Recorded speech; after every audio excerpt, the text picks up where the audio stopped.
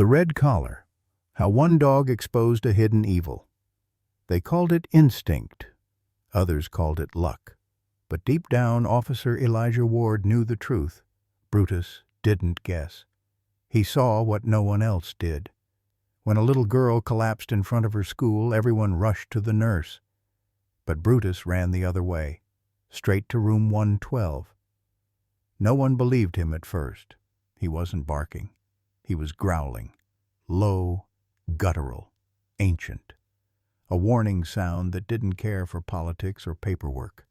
What they found behind that door would unravel a secret network operating in plain sight, one masked by cardigans and lullabies, where evil hid in the safest place of all, a child's classroom. This is the story of a German shepherd who refused to stay silent, and a man who finally listened. The morning sun poured over Maple Grove Elementary like a blessing, golden, warm, and unreasonably optimistic. On the brick walls outside, colorful hand-drawn signs fluttered in the breeze. "Welcome to Career Day" and "Meet our community heroes." Markers bled into paper under little hands. Cartoon firefighters, nurses, and construction workers grinned from stick figure posters taped to windows, unaware their smiles were too wide. Inside, the hallways buzzed with an innocent kind of energy, the type only found in places where juice boxes are currency and the worst offense is cutting in line. Teachers passed with clipboards, exchanging quick nods. Parents lingered, peeking into classrooms. Somewhere, a second grader argued passionately about becoming a dinosaur paleontologist. And then there was Officer Elijah Ward, standing alone beside the front entrance, in uniform but without the sharpness he used to carry. His frame was solid, built by years in the field, but there was something weathered in the way he stood, a quiet exhaustion that never really left once you'd seen too much. His patrol cap was tucked under one arm. At his side sat a large German shepherd, coat dark sable, ears erect, eyes alert. Brutus. The old dog sat perfectly still, like a statue carved out of instinct and discipline. His badge, worn and dulled, hung from a faded black collar. He didn't pant, he didn't fidget, just watched. A teacher exited the office and smiled brightly. "Officer Ward, we're so honored you could come. The kids are excited, especially the second grade." Elijah gave a polite nod. "We're happy to be here." Brutus didn't react to her voice, but his gaze followed her as she turned the corner, disappearing into the sea of pastel-colored bulletin boards. Elijah glanced down. "You good, partner?" Brutus blinked once, slow, deliberate. Elijah almost smiled. He hadn't heard Brutus bark in months. Not since the last time someone tried to run a checkpoint during a narcotics bust. That had been over a year ago, and since then retirement had turned their days into quiet walks and slow mornings. He adjusted the leash and stepped into the hall. Maple Grove smelled like dry erase markers and peanut butter sandwiches. Laughter echoed off tiled floors. Every wall was plastered with stars, charts, motivational quotes in glitter font. Elijah's boots felt too loud here, foreign in the softness. Brutus walked in rhythm, quiet and sure.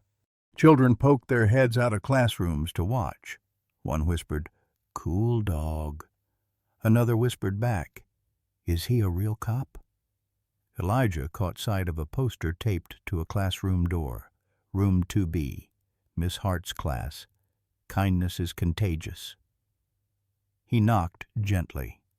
The door swung open, and Miss Evelyn Hart greeted them with open arms and the kind of smile that was custom-made for winning over nervous children. She wore a red cardigan and glasses with pale pink rims. Her classroom smelled faintly of lavender and pencil shavings. "Well, hello there," she beamed. "You must be Officer Ward, and this must be Brutus." My students are beyond excited. We've read about police dogs in our Helpers in the Community unit. Behind her, 20 children turned in their tiny chairs. Faces lit up. Some gasped. One child dropped their crayon in awe. Elijah felt something soften in his chest. He gave a modest smile. It's good to be here. Brutus is a little older now, but still sharp. At his name, Brutus looked around the room once, but didn't wag his tail like usual. Elijah noticed. He chalked it up to the new environment. Evelyn gestured to a corner rug shaped like a big blue paw print. Would you like to sit over there? We usually gather for story time. Elijah nodded and led Brutus toward the rug. He could feel the curious gazes of 24 second graders. Some giggled, others whispered to each other. Brutus didn't seem interested in them. He kept his head low, nose twitching, then paused. His body stiffened. Elijah turned, following the invisible thread of tension radiating from Brutus. Miss Hart. She was arranging paper cutouts on the board, back turned, humming faintly. Brutus didn't move. His ears tilted back. His jaw clenched slightly. Elijah narrowed his eyes. Hey, buddy, what is it? Brutus didn't answer with movement. He answered with silence, the heavy kind. The bell rang overhead and more students trickled in. The classroom grew louder, but Elijah's attention remained fixed. Something in Brutus's posture made his stomach tighten, like a hand curling around his ribs. Still, he shook it off. Let's give them a good show, he muttered. Brutus didn't move. The second grade classroom of room 2B looked like it had been dipped in sugar and optimism. Cut-out stars dangled from the ceiling on fishing wire, swaying gently in the air-conditioning breeze. Each desk bore a laminated name tag, decorated in glitter gel pen, and posters lined the walls like reminders from another, brighter world. You are loved.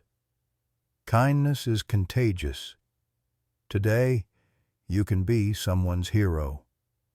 Officer Elijah Ward stepped further inside, giving Brutus a moment to scan the room. The German shepherd's nails tapped softly against the floor as he padded beside his handler, tail lowered, calm but focused. He sniffed once toward the cubbies, then let it go. His gaze slid past the children and briefly up to the whiteboard where "Welcome, Officer Ward and Brutus" was written in neat, loopy handwriting. That handwriting belonged to Miss Evelyn Hart, who now stood near her desk in a red cardigan, soft mauve glasses, and that ever-present warmth she wore like perfume. She exuded sugar and sincerity, the kind that left a faint aftertaste. If you weren't paying attention, you'd think she belonged in a Hallmark card. But Brutus was paying attention. "Kids," she said brightly, clapping her hands twice, "let's give a warm Maple Grove welcome to Officer Ward and Brutus." A round of applause broke out, some hesitant, some enthusiastic. One boy shouted, "Does he bite bad guys?" And another added, "Is he retired like my grandpa?" Elijah chuckled. "Only if the bad guys ask for it," he said, crouching slightly. "And yes, he's earned his rest, but Brutus still keeps an eye on things." The kids leaned in, fascinated. Brutus stood tall, still and majestic despite the faint graying at the edges of his muzzle. He looked like a sentinel cast in muscle and instinct, and then something shifted. It was subtle. A tilt in his head, a narrowing of his eyes. He stopped looking at the children. He locked onto her. Miss Hart was approaching with a few stickers in hand, "Police Pals" printed on them in bold blue font. "I thought we'd hand these out as a treat," she said sweetly, stepping closer. That's when Brutus froze, completely. No breath, no blink, just still. Elijah noticed instantly. "Brutus?" he said gently. The dog's ears pressed back. Then In one violent, explosive burst, he barked. It was not the excited yelp of a happy dog or the alert woof of a drill-ready partner. It was deep, guttural, aggressive. Startled, a few children screamed. One dropped his juice pouch. Another ducked beneath the desk. Evelyn halted mid-step, the stickers falling from her hand like snowflakes. Brutus barked again, louder, a sharp crack of warning that bounced off the classroom walls like a gunshot. His stance lowered. Hackles rose. Muscles coiled. He wasn't barking at a sound. He wasn't barking at a child. He was barking at Miss Evelyn Hart. Elijah's hand tightened on the leash. "Whoa, Brutus! Easy," he said, kneeling beside him. "Down, boy, that's enough." But Brutus wouldn't budge. He growled, low, controlled, the kind of sound that makes the hair on your arms rise before your brain even knows why. Evelyn took a step back, hands lifted. I'm not sure what's gotten into him," she said, her voice cracking like thin ice.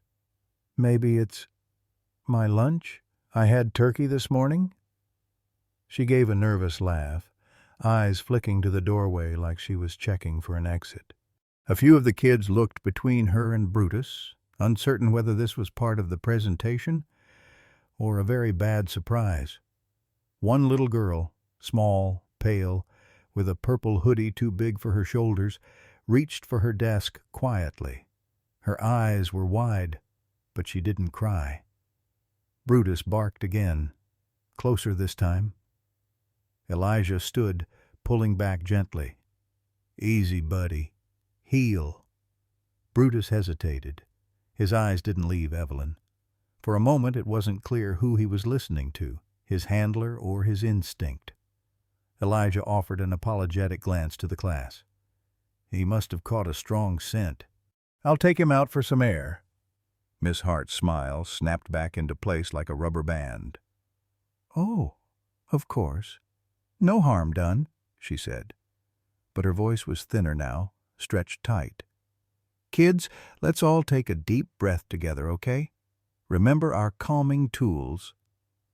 One of the boys muttered, "That was scary." And a girl near the windows whispered, "Dogs don't bark like that unless they mean it." Elijah guided Brutus back slowly. At the door he glanced down again. The dog was still trembling slightly, not in fear, but in warning. His tail was stiff. His eyes stayed fixed on the woman in red. Miss Hart turned back to the board, her back facing them, but Brutus didn't.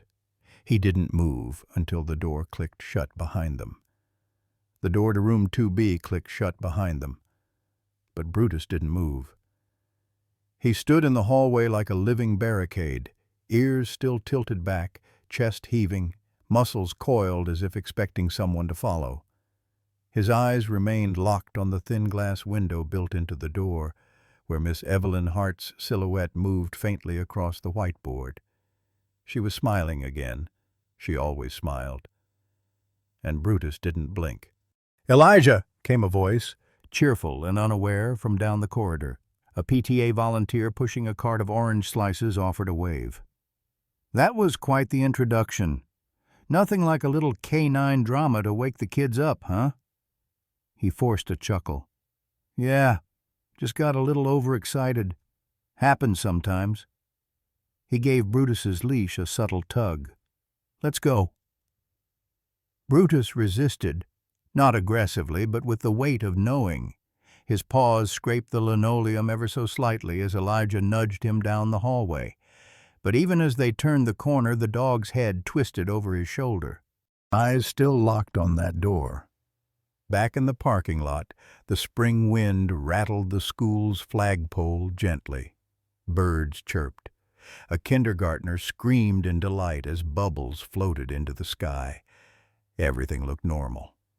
But Elijah couldn't shake the static in his chest. He opened the rear passenger door to his cruiser and let Brutus hop in.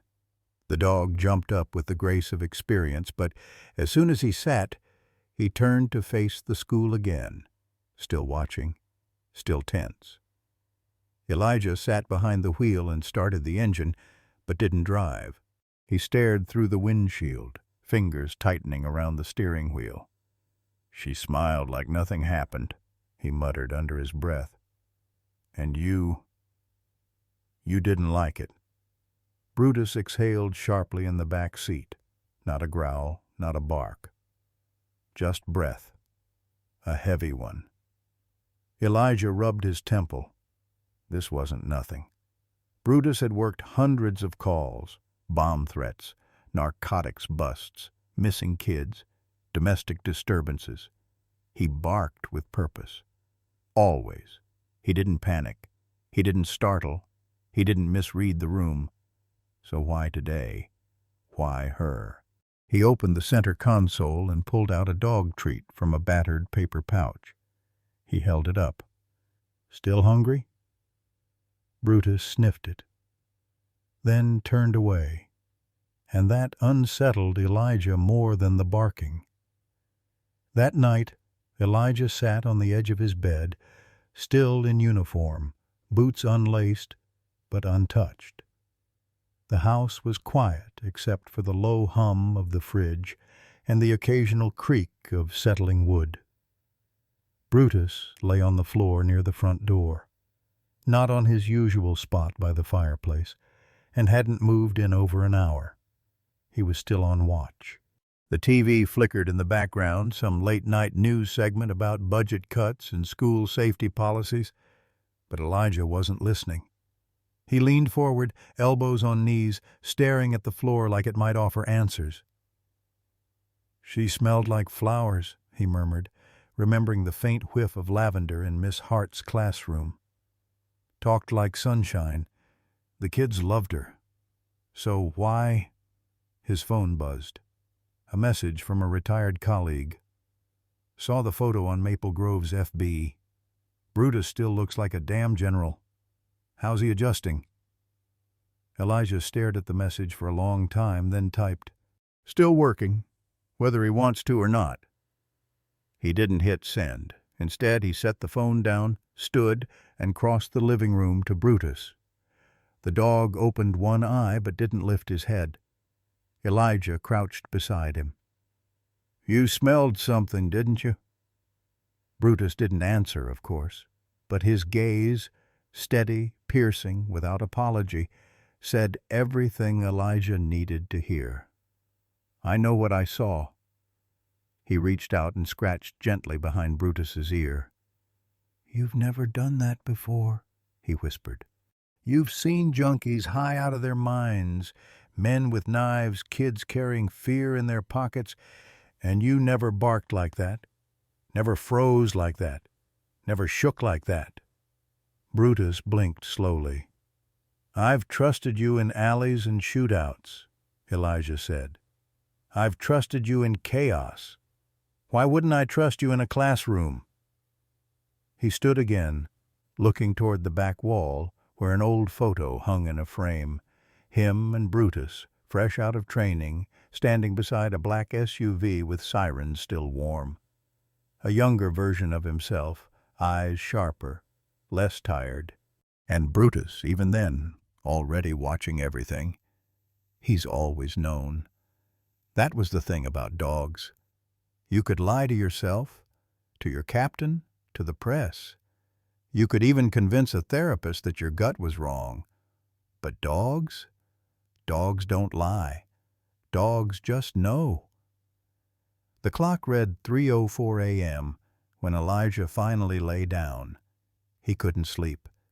Every time he closed his eyes, he saw Brutus's snarl. He saw the stiff tail, the pinned ears, the unrelenting stare. He saw a red cardigan, soft glasses, a voice too warm, a room full of children, and he heard the growl, low, almost human, like something beneath the surface had been exposed.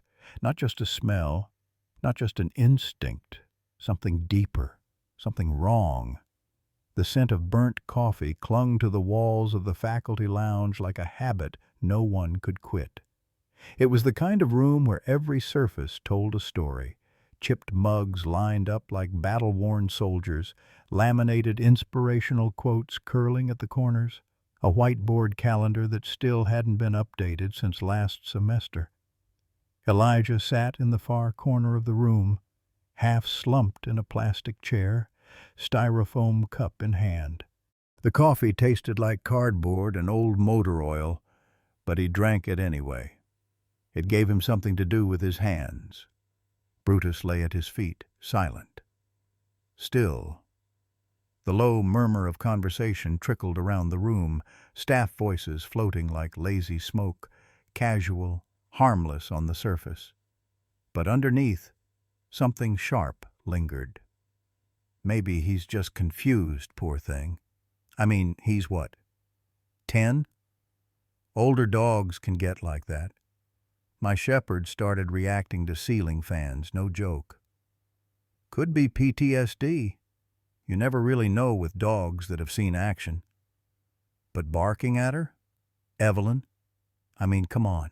She's like made of marshmallow. A chuckle, then a pause. Then another voice, lower, more serious. Dogs don't usually act like that for no reason. That came from Nurse Bickley, seated near the window, arms crossed over her navy scrubs. She didn't smile when she spoke, just looked over the rim of her mug with the kind of measured concern that had seen too many scraped knees and too many kids pretending they were fine when they weren't. "I've seen Brutus around town before," she added. "That dog's trained, disciplined. He didn't look scared. He looked certain." That word hung in the air for a beat too long. Certain. Elijah didn't speak. He didn't have to. He just sipped. The truth was, he hadn't slept more than 2 hours last night. Every time he dozed off, his mind dragged him back to room 2B, to the red cardigan, the lavender scent, and the way Brutus's entire body had locked like a weapon. Not startled, not agitated, activated. Elijah stared into his coffee, and his mind drifted back, not to the classroom, but to a riverbank 3 years ago.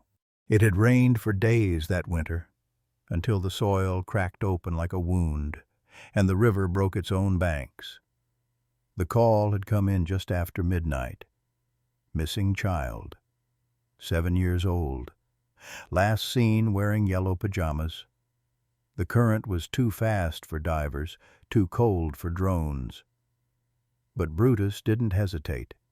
He tracked through mud and floodwater, nose low, paws slicing through the black, freezing dark, like he'd been born in it. Elijah remembered how he'd shouted for him to slow down, to wait for backup, but Brutus didn't wait. He never waited when a child was involved. They found her nearly a mile downstream, clinging to a branch, soaked to the bone and half-conscious. Brutus had waded in without pause, teeth clamped gently onto the girl's pajama sleeve, pulling her toward the shore 1 inch at a time. Later, when the paramedics wrapped the girl in thermal blankets, Elijah had crouched beside Brutus, still dripping, still shaking, and whispered, "How did you know she was there?" Brutus hadn't wagged his tail or barked in triumph. He'd just stared at the girl, like he always knew. Back in the lounge, the coffee had gone cold. One of the teachers, Mr. Forrester, gym coach, always too loud, plopped into a chair beside Elijah. "Heard your dog had a meltdown," he said with a chuckle. "Gave the kids a real show, huh?" Elijah didn't even glance up. "He doesn't melt down." Coach laughed again. "Come on, man. Maybe he saw a squirrel. Or maybe Miss Hart reminded him of a vet. You never know what trips these guys." Elijah finally looked at him. "No," he said flatly. "Brutus doesn't guess." Forrester raised his hands in mock surrender and backed off.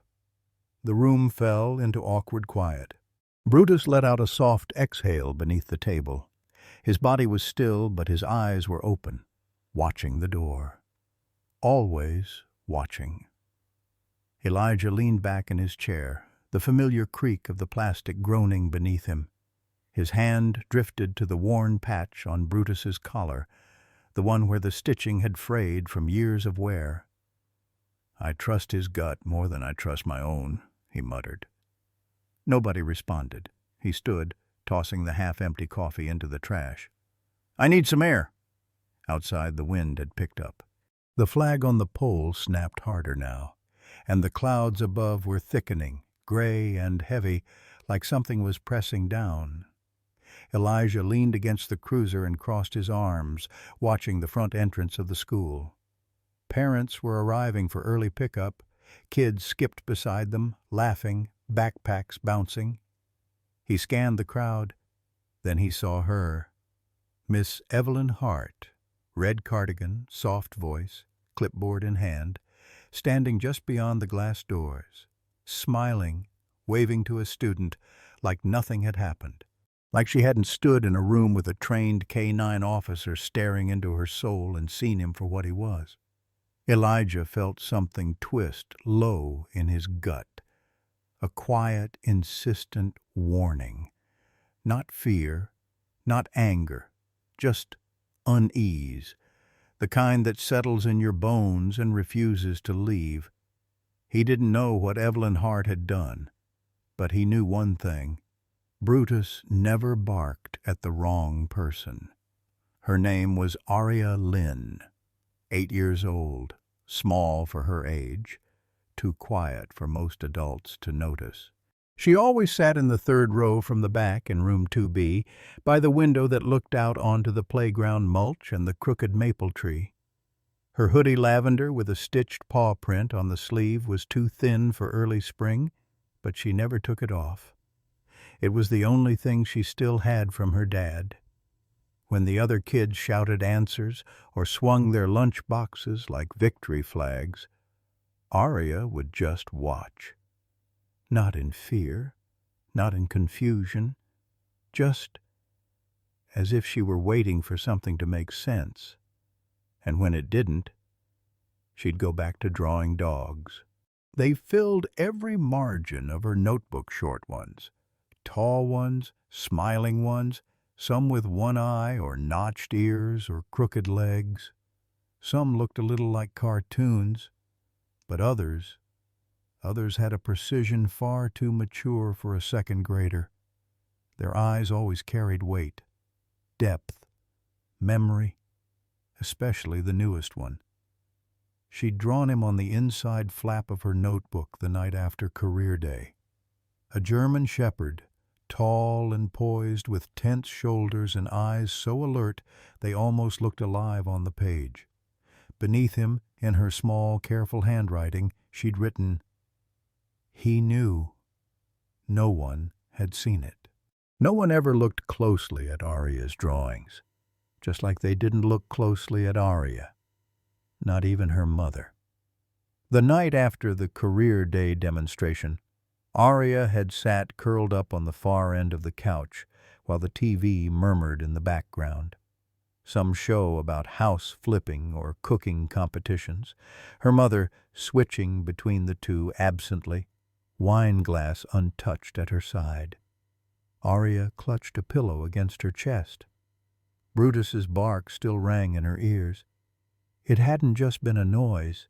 It had felt like thunder inside her ribs. And worse, the moment it happened, she'd seen something on Miss Hart's face that no one else had. It wasn't fear. It was recognition. A flicker, like someone caught hearing a name they'd tried to forget. And that night, the dream had come again. Only this time, it wasn't just a dream. She was standing in a hallway lined with white doors, the kind that don't open unless someone on the other side lets them. She wore hospital socks, the kind with rubbery grips. Her hand was clutching something warm. It wasn't a person, it was a tail, a dog's tail, thick, coarse, familiar.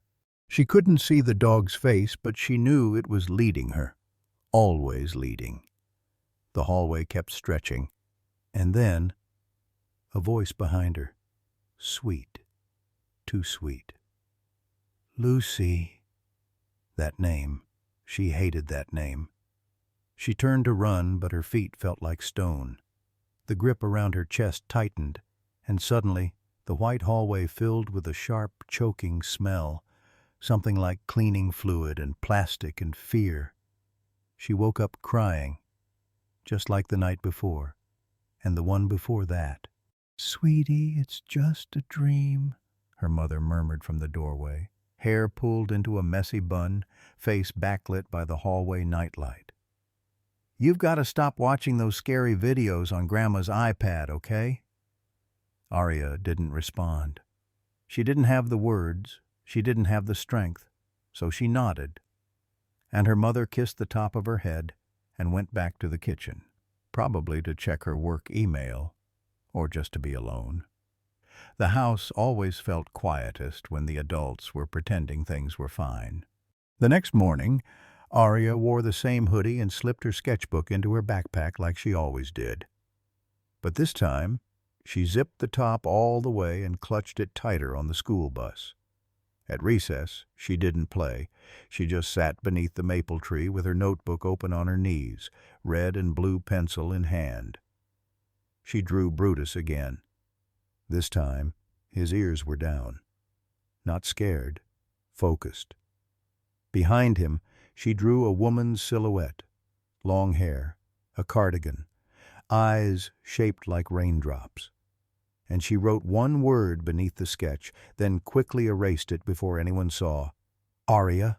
Then again. "Lucy?" She stared at the eraser smudge, breathing through her nose. Something was wrong. Something didn't match. She wasn't supposed to remember both names, but she did. And the moment Brutus had barked loud and sudden and certain something had cracked open inside her, not like a broken thing, more like a memory trying to find the light. That afternoon, while the kids watched a cartoon about recycling, Arya glanced up from her drawing and looked toward Miss Hart. The teacher's back was turned, arms crossed loosely as she watched the screen with a syrupy smile. Arya blinked. For half a second she didn't see a teacher. She saw gloves, a mask, the edge of a steel tray, and somewhere in the dark behind it all, someone saying, "If you love your mommy, be good, be quiet." Her fingers tightened around her pencil until it snapped in two. Nobody noticed, not even her. The knock on the door came during silent reading. Miss Hart looked up from her desk, the ever-present smile tugging at her lips like a taut string. "Come in!" The door creaked, and once again Officer Elijah Maddox stepped into room 2B, uniform crisp, smile polite, but eyes scanning fast. And beside him, Brutus. His gait was slower this time, calculated, nose low, tail steady. A hush swept the classroom like a silent breeze. Even the children, restless a minute ago, froze as the German shepherd crossed the threshold. Some whispered, a few leaned forward, hopeful for another trick or bark or story about bravery. But Elijah wasn't here for a show. "We had a little technical issue with the last presentation," he said, light-hearted. "Brutus here had a bit of an off day. Isn't that right, big guy?" He glanced down at the dog. Brutus didn't respond. His head was already turning, already sniffing, already searching. Miss Hart clapped her hands. "Class, remember what we said? Respect the officer and stay seated.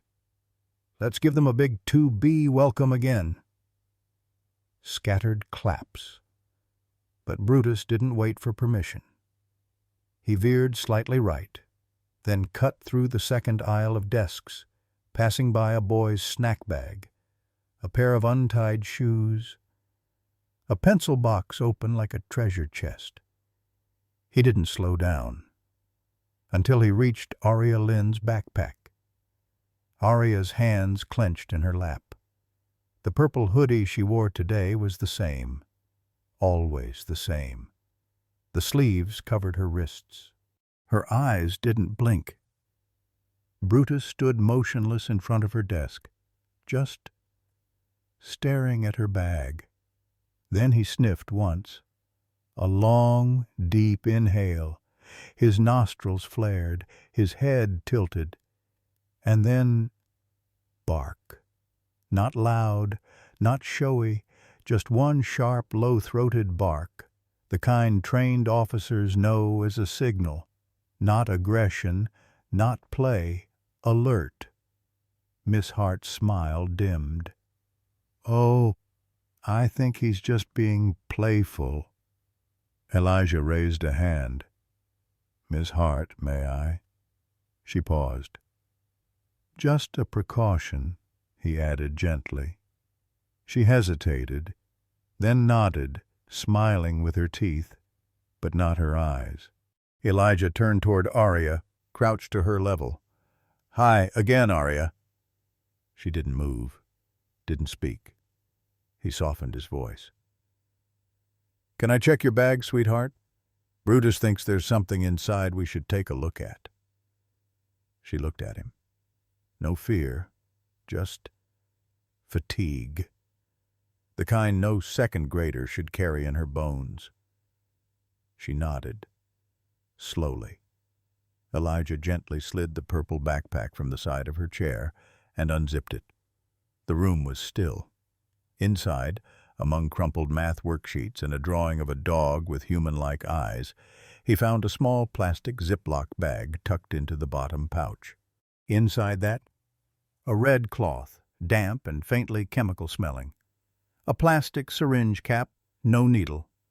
A cotton swab, stained faintly beige. Elijah didn't speak, didn't react, but in the deepest part of his chest, a cold whisper began to coil. Brutus sat, ears up, watching Evelyn. The classroom exhaled collectively. "What is it?" a boy whispered. Miss Hart stepped forward. "Officer Maddox, I'm sure there's a reasonable "I'll need to hold on to these," Elijah said, voice calm but firm. "And I'll need to speak with Arya. In private."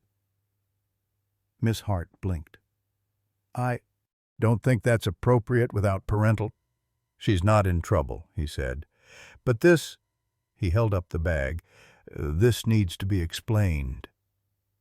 Arya's lips trembled. Her hands were balled into fists, hidden beneath the sleeves. For the first time that day, her voice emerged, barely above a whisper. "She gave them to me." Elijah turned to her. "She said if I told anyone, something would happen to my mom." Every hair on Elijah's arms rose. Miss Hart's breath caught. "What? Arya, what are you talking about?" she said, tone pitched high. "That's ridiculous. Why would I ever—" "You said—" "Be quiet, Lucy." The words landed like a blow to the gut. Every child turned. The air collapsed in on itself. Evelyn Hart took a slow step back, and Brutus stood, not aggressive, not lunging, just standing, guarding, blocking her path. Elijah rose, gently placing himself between the teacher and the girl. His hand reached for the comms on his belt. "I'm going to need another unit at West Hill Elementary. Room 2B now." Miss Hart's face was pale. She looked down, then did the worst possible thing. She ran, or tried to. But Brutus was faster. He didn't bite, didn't bark. He simply stepped in front of her, shoulder braced, and brought her to a halt. Elijah moved quickly, calmly. Cuffs clicked behind her back within seconds. And just like that, the performance was over. The children sat frozen, not scared, not confused, but stunned by the truth that had just cracked through the floor like a buried siren finally heard.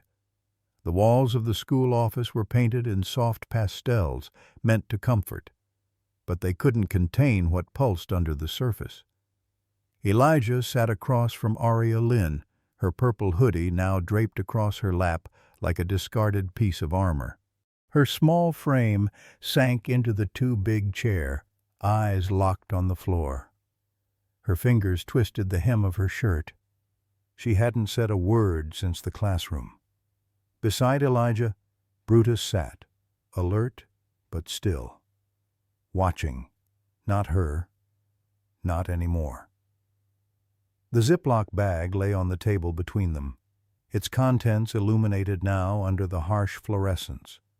A damp red cloth, a syringe cap, a cotton swab with a faint beige stain, and something else, almost invisible. The lingering smell of something sweet, sterile, wrong. Elijah had smelled it before, not on school grounds, not even in homes, but in evidence lockers, under criminal reports stamped classified or sealed by court order. He didn't speak right away. Let the silence breathe. Let her feel not interrogated but held. Then, gently, "Aria, can you tell me where this came from?" Her fingers tightened, shoulders hunched like she was bracing for thunder. Then, "She gave it to me." Soft, brittle. Elijah leaned in just slightly. "Who? Aria?" Her voice trembled. "Miss Hart." There it was again, that name carved into the edges of too many things now. "She said it was just trash," Aria continued, tears welling. "She said to put it in my bag because she didn't have time to throw it out. She said if anyone found it, I should say it was mine." Elijah's stomach twisted. Did she say why? Aria looked up, eyes wide, finally meeting his. And that's when it hit him hardest. Those weren't just scared eyes. They were betrayed. She said, if I told anyone, something bad would happen to my mom. Elijah's chest ached. He couldn't blink it away, couldn't tell her she was wrong, because he had seen this tactic before. Grooming disguised as authority. Coercion passed off as favor. She was 8. "Did she ever do this before?" he asked gently. Aria shook her head. "Only after career day. She looked at me weird, like she knew something. Then she gave me the baggie the next week and said it was important to be helpful." She paused, swallowed hard, but it didn't feel like helping. Brutus let out a quiet huff. Not alert, not warning, just present. Elijah looked at the cloth again. It was faint, but unmistakable. The scent of ethyl ether, cloying, sweet. Used in old-school sedation mixtures, backroom labs, even certain street-level operations to knock out victims without trace.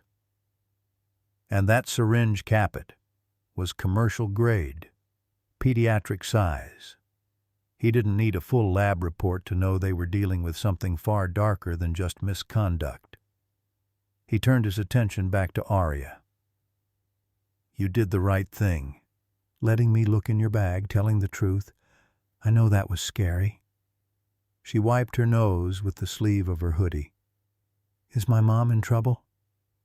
"No," Elijah said instantly, his voice steady and low.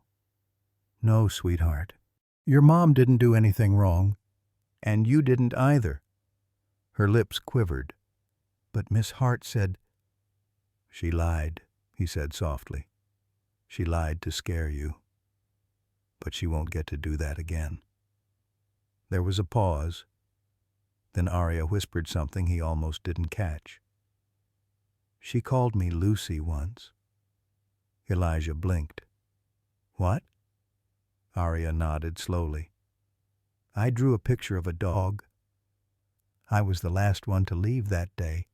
She bent down to pick it up and said, 'You're just like Lucy.'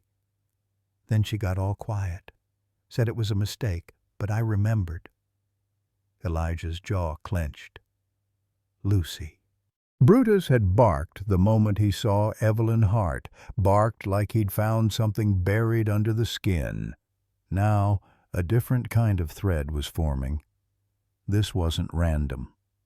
This wasn't chance. He stood slowly, collecting the Ziploc and sliding it into an evidence pouch. His fingers brushed Brutus's head. The dog didn't move. "Aria," Elijah said gently, "would it be okay if I called someone from Child Services to talk with you and your mom? They're good people. They'll want to help." She hesitated, then nodded once. Elijah turned to leave, then paused. "Do you remember what kind of dog you drew that day?" She reached for her sketchbook in her lap, flipped through the pages, birds, flowers, stick figures, until she stopped, held it up. A German shepherd, ears sharp, eyes wise, standing in front of a small figure in a hoodie. Brutus looked, then, without prompting, walked over and placed his paw softly on the edge of her sketchbook. Aria smiled. It was the first real one all day. The hallway outside the main office was too quiet. Children's laughter echoed from somewhere down the corridor, a cruel contrast to the storm Elijah felt building under his skin. He didn't need to wait long. Miss Evelyn Hart rounded the corner, her heels clicking briskly against the linoleum tiles. Her red cardigan hugged tight against her frame like a uniform, every thread controlled, pristine. "Elijah!" she beamed, sugary as ever. "What a surprise! I heard there was a situation in 2B?" He didn't return the smile. Behind him, Brutus stood tense and watchful, body slightly angled between Evelyn and the door that led to the front office. "I'm handling it," Elijah said flatly. Evelyn tilted her head. "Oh, I'm sure you are. But the children are understandably shaken, and I'd like to help clarify what's going on. You know how sensitive some of them can be." Her voice lowered to a whisper. "Especially the troubled ones." He stepped forward, slow and deliberate.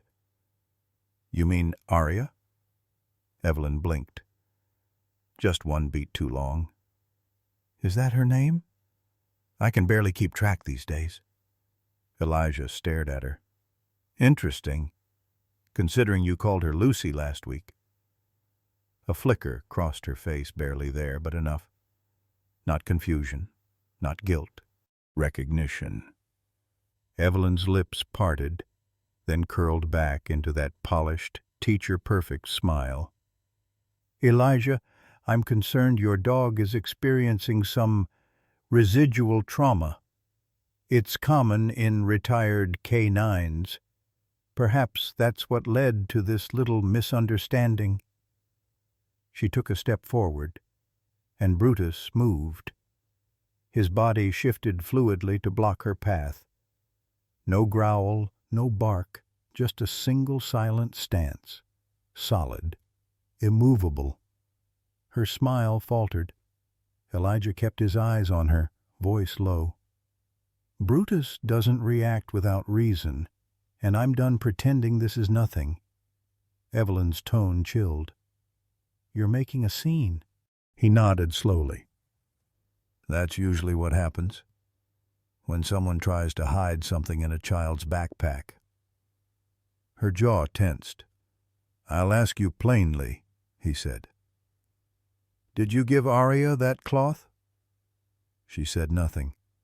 "Did you instruct her to keep it hidden, to lie about it?" Still nothing. The silence grew teeth. Then she did something Elijah hadn't expected. She laughed. A small, dry exhale of amusement that didn't reach her eyes. "Do you have any idea how this will look? You, a washed-up cop-turned-dog whisperer, interrogating a teacher in a school hallway based on the bark of an animal? Please." Brutus took a step forward, not aggressive, just close enough for her to feel the weight of what was between them. Evelyn's eyes flicked to the dog, then back to Elijah. Her mask, perfectly crafted, well worn, began to crack at the edges. "You don't know what you're doing," she hissed, the sweetness now stripped from her tone.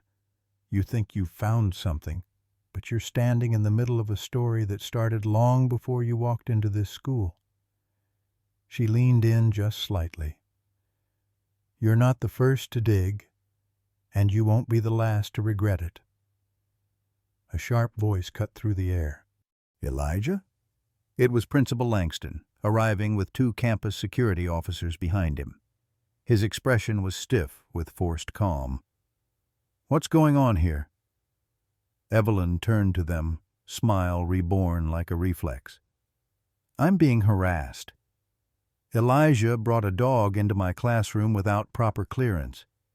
He's upsetting the children, and now he's accusing me of unthinkable things." Langston looked to Elijah, uncertain. "Is that true?" "No," Elijah replied. "I was invited here by the school counselor for a career day demo. Brutus reacted instinctively to something, and we've since found contraband hidden in a student's belongings. A student who said Miss Hart gave it to her." Langston blinked, caught between duty and disbelief. Evelyn's voice sharpened. "You have no proof."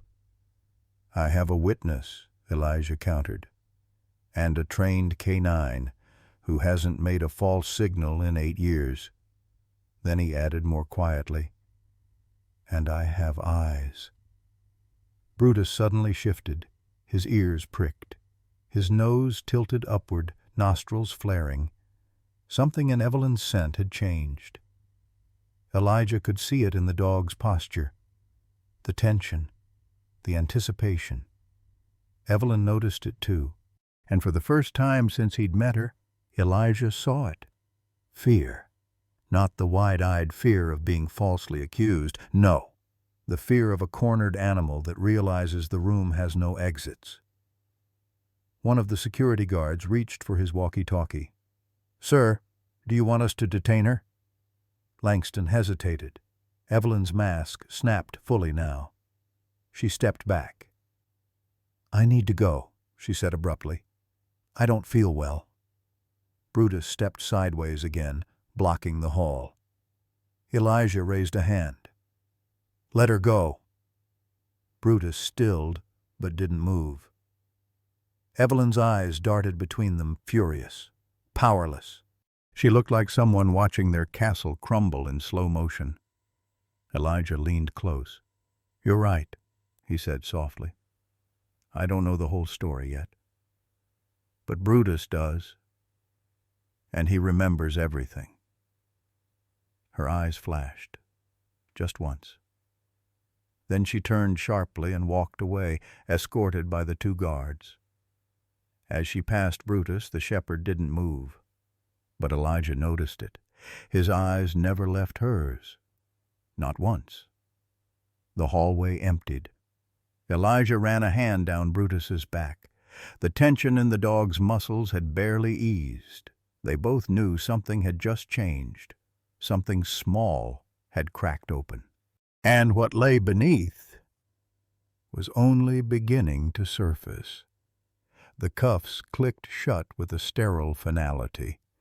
Miss Evelyn Hart flawless, untouchable. Evelyn didn't say a word as she was escorted past rows of wide-eyed second graders. Some of them clutched their backpacks tighter. One boy whispered, "Is she in trouble?" Elijah bent down beside him. "No one's going to hurt you, I promise." He looked up, scanning the room. Aria was sitting still, hands folded in her lap, but her bottom lip trembled. Her eyes darted to the door where Evelyn had vanished. Elijah gave her a nod. It was small, but it held weight. She gave one back. The bell rang too late to matter. The rest of the school day was a blur. Parents were called. Questions buzzed like flies in the staff lounge. Principal Langston tried to spin it as a precautionary investigation, but no one believed it. Not after the way Brutus had stood guard like a soldier back from war. By sunset, the halls of Willow Ridge Elementary were quiet again, but Elijah's mind wasn't. That night, back at his place, he sat hunched over an old metal desk, the kind with a dent in one corner and coffee rings that told stories no one asked about. Brutus lay nearby, alert but still. His ears would flick at the soft clack of keys beneath Elijah's fingers, but he didn't lift his head. The room smelled faintly of pine cleaner, coffee, and something older, burned edges of paperwork, and years of sleepless nights. Elijah exhaled, opened the government portal, and began the search. He didn't expect much. Evelyn Hart was likely an alias. Most predators didn't leave their real names on school applications. Still, they'd taken her fingerprints when she was booked, and if there was a match, someone somewhere had seen this face before. The file uploaded slowly. He rubbed his jaw, watching the cursor spin.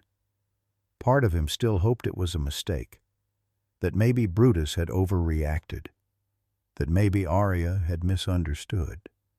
But that hope died the moment the match alert blinked onto the screen. Match found. Lorna Graves. He leaned forward. The photo was grainy, 10 years older, no red cardigan, no lipstick. But it was her. Same sharp jawline, same eyes that smiled when they didn't mean it. Lorna Graves, active federal warrant. Charges: human trafficking, child endangerment, conspiracy to exploit minors across state lines. Status: missing, presumed dead.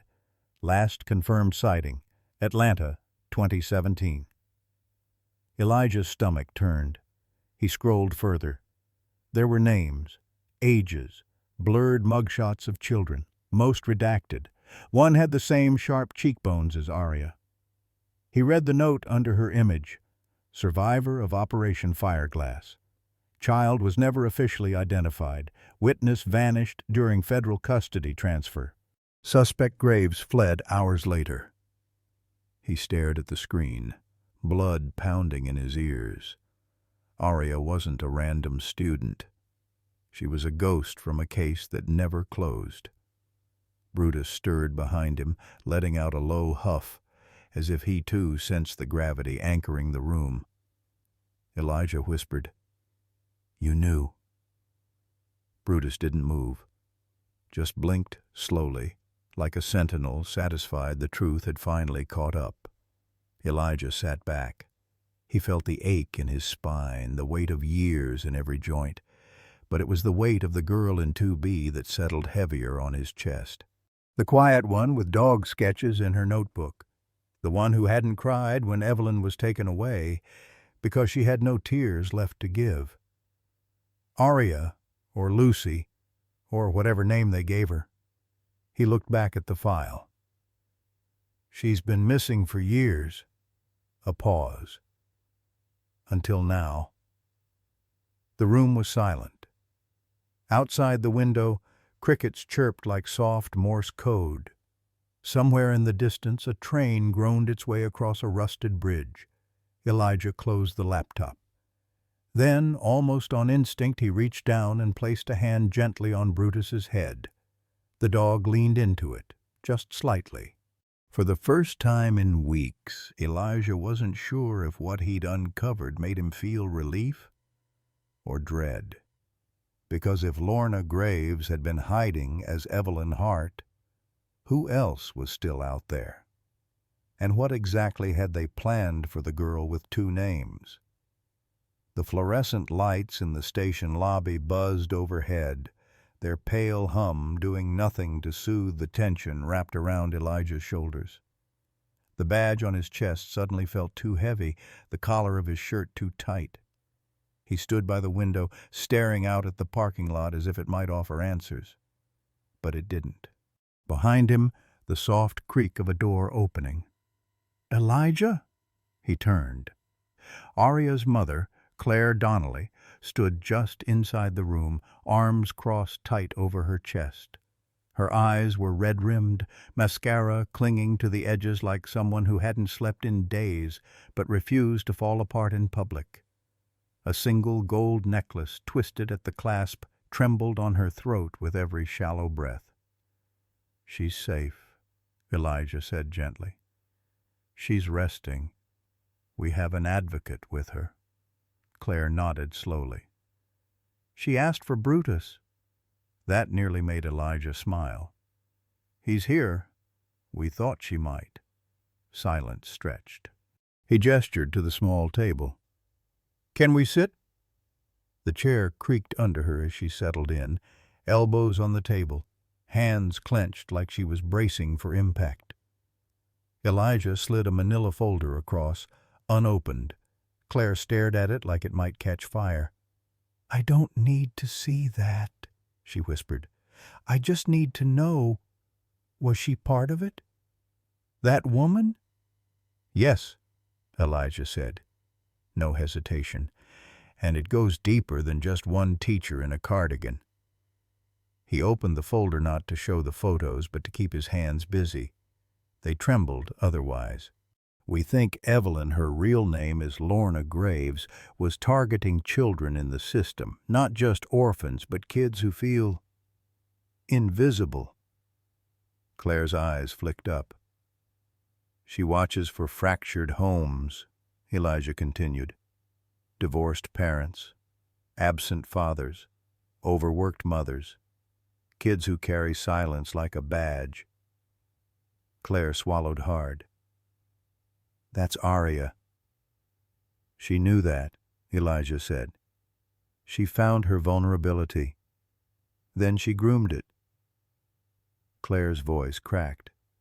"But Aria never said anything. She never cried, never told me she was scared. Just nightmares. I thought it was the divorce." "That's exactly how they work." His tone softened. "They don't threaten them with violence first. They start with fear, wrapped in comfort." "She told Aria," Elijah continued, "that if she was special enough, she could help her mom, that there were people watching, that good girls get rewarded, that silence was protection." Claire was already shaking her head. "She gave her little tasks, first drawings, then carrying something, never telling her what it was, just, 'Don't let anyone see. You're helping someone very important.'" He paused. His next words had to be surgical. "And then eventually, the threat. If you don't do this, something bad could happen to your mom." That's when Aria stopped sleeping. Claire's hands flew to her mouth. "She's 7, she said through a sob. "She's just a little girl." "I know," Elijah said. "And she did the bravest thing a little girl could ever do. She survived." Brutus let out a low huff from where he lay by the door, his head resting on his paws, ears twitching as if registering the weight of every word. "We believe Graves was part of something larger," Elijah continued. "We've seen this before in bits and pieces. Teachers, social workers, foster parents, all part of a loose web. They look for cracks. They don't need to take children anymore. They just reroute them." Claire blinked. "Reroute?" Elijah nodded. "Smuggle them without ever leaving the city. Groom them through school. Send them with volunteers. Alter names. Records. By the time anyone realizes they're gone, they vanish right in front of us." Claire shook her head. "How long has this been happening?" "Years," he said flatly, "and we only ever find the surface. But your daughter, she cracked something. She led Brutus straight to it." He leaned forward. "You need to understand Aria was never broken. She was chosen because she still had a light Graves couldn't fully dim." Claire choked on a sob. "But I missed it. I let it happen. "No," Elijah said firmly. "You're here now. And we're going to protect her. But we need your help. There are other kids. Some may be in the same classroom. Some may have already disappeared." Claire took a shaky breath, wiping tears with the sleeve of her sweater. Her voice was hoarse but resolute. "What do you need me to do?" Elijah opened another folder, this one thicker. Inside, class rosters, behavioral reports, flagged communications. "We need you to tell us what was normal and what wasn't. Every change in Arya's routine, every strange phone call, every unexplained kindness from that woman." Claire stared at the pages and nodded. "She always wore red," she said suddenly. "Not just the cardigan. Lipstick, pens, always red." Elijah tilted his head. "Why red?" "I don't know," Claire whispered. "But Arya said once, it's her favorite color because it hides bad things. I thought she meant stains." The room went still. Brutus raised his head. And somewhere in Elijah's gut, a cold understanding began to settle. Red to hide what should never have been seen, the burner phone sat like a dead thing in the center of the evidence table, screen cracked, fingerprint smeared, muted but far from silent. Elijah leaned in, watching as the forensic tech navigated its labyrinthine directory. Brutus lay by the corner, half asleep, tail occasionally thumping with tension he hadn't yet released. They had been at this for hours, and the scent of bad coffee and worse news hung in the air. "Most of it's wiped," the tech muttered, tapping at the screen. "She was smart. No real texts, no synced cloud. But there's a hidden file structure, and this—" He pointed to a folder simply labeled Drafts. No message body, just attachments, encrypted, buried under layers of meaningless junk data. But someone hadn't planned on getting caught mid-process. Elijah crossed his arms, frowning. "Can you break it?" "Already did. That's the terrifying part." The screen flickered, then opened to a spreadsheet. There were names. Too many names. Elijah's eyes scanned down. Initials, grade levels, allergy codes, pickup schedules. No full addresses, but enough data points to build a net around a child's life. Not just kids from Brookside, either. Multiple districts, even different counties. These weren't just random targets, the tech said, voice hollow now. Someone studied them, followed them. This is behavioral metadata, emotional triggers, notes like responds to female authority, silence in conflict, trauma, post-age 5. Elijah didn't speak. Couldn't. He just scrolled. Arya's name was there. Next to her, the code, candidate confirmed. And next to that, a date, last week. He backed away slowly, stomach twisting. "Print that, all of it. I need hard copies. I don't care if it's 100 pages printed." The tech nodded, already moving. Elijah turned to Brutus, whose ears had lifted again, attuned to his handler's shifting tone more than any command. The German shepherd stood quietly, as if sensing they were now chasing something bigger than a single predator. Elijah's phone buzzed. A message from dispatch. Substitute teacher roster. Cross-check request. Carolyn Dwight. Confirmed subbing at Briar Ridge Elementary, ARM 3A. He stared at the name for a long second. Carolyn Dwight. It meant nothing at first, just a name. But the feeling in his gut turned rigid, like ice spreading. "She's not on the list," Elijah said aloud. The tech looked up. "What?" He pointed at the spreadsheet. "She's not listed, which means either she's clean or she's part of the system that compiles the list." The weight of that implication sunk in like a hook. If Lorna Graves was a collector, Carolyn might be something worse, a coordinator. He stepped outside, needing cold air more than clarity. Brutus followed silently, paws soundless on the concrete floor. The sun had dropped low, dragging shadows across the asphalt, like bars stretching from a prison no one saw until they were already inside it. He exhaled hard and tapped a number on his phone. "This is Officer Elijah Ward. I need surveillance reprioritized on a sub-Carolyn Dwight, currently assigned to Briar Ridge Elementary, Room 3A. "Confirmed," said the voice on the other end. "What's the level of concern?" Elijah didn't pause. High. Quiet eyes only. And discreet. Back inside, the printer hissed out pages like a whispering storm, row after row of children, tagged and categorized like inventory. He caught one more note scrawled in the margin of a decrypted file. "Transfer expedited. Dwight to oversee final selection." That was it. No location, no context, just a timeline and a signal. A plan was already in motion. He picked up the pages, each sheet soft and warm from the printer tray, but the words cut like glass. There was no manual for this, no training that could prepare you for finding a child's name next to the word extraction. Brutus pressed his head gently into Elijah's leg, grounding him like an anchor. Elijah looked down at him and whispered, "We're not too late." The dog didn't blink. The locker room smelled of steel, pine oil, and the echoes of ghosts. Elijah stood alone under the cold fluorescent lights, fingers brushing over the worn Kevlar vest folded neatly on the bench.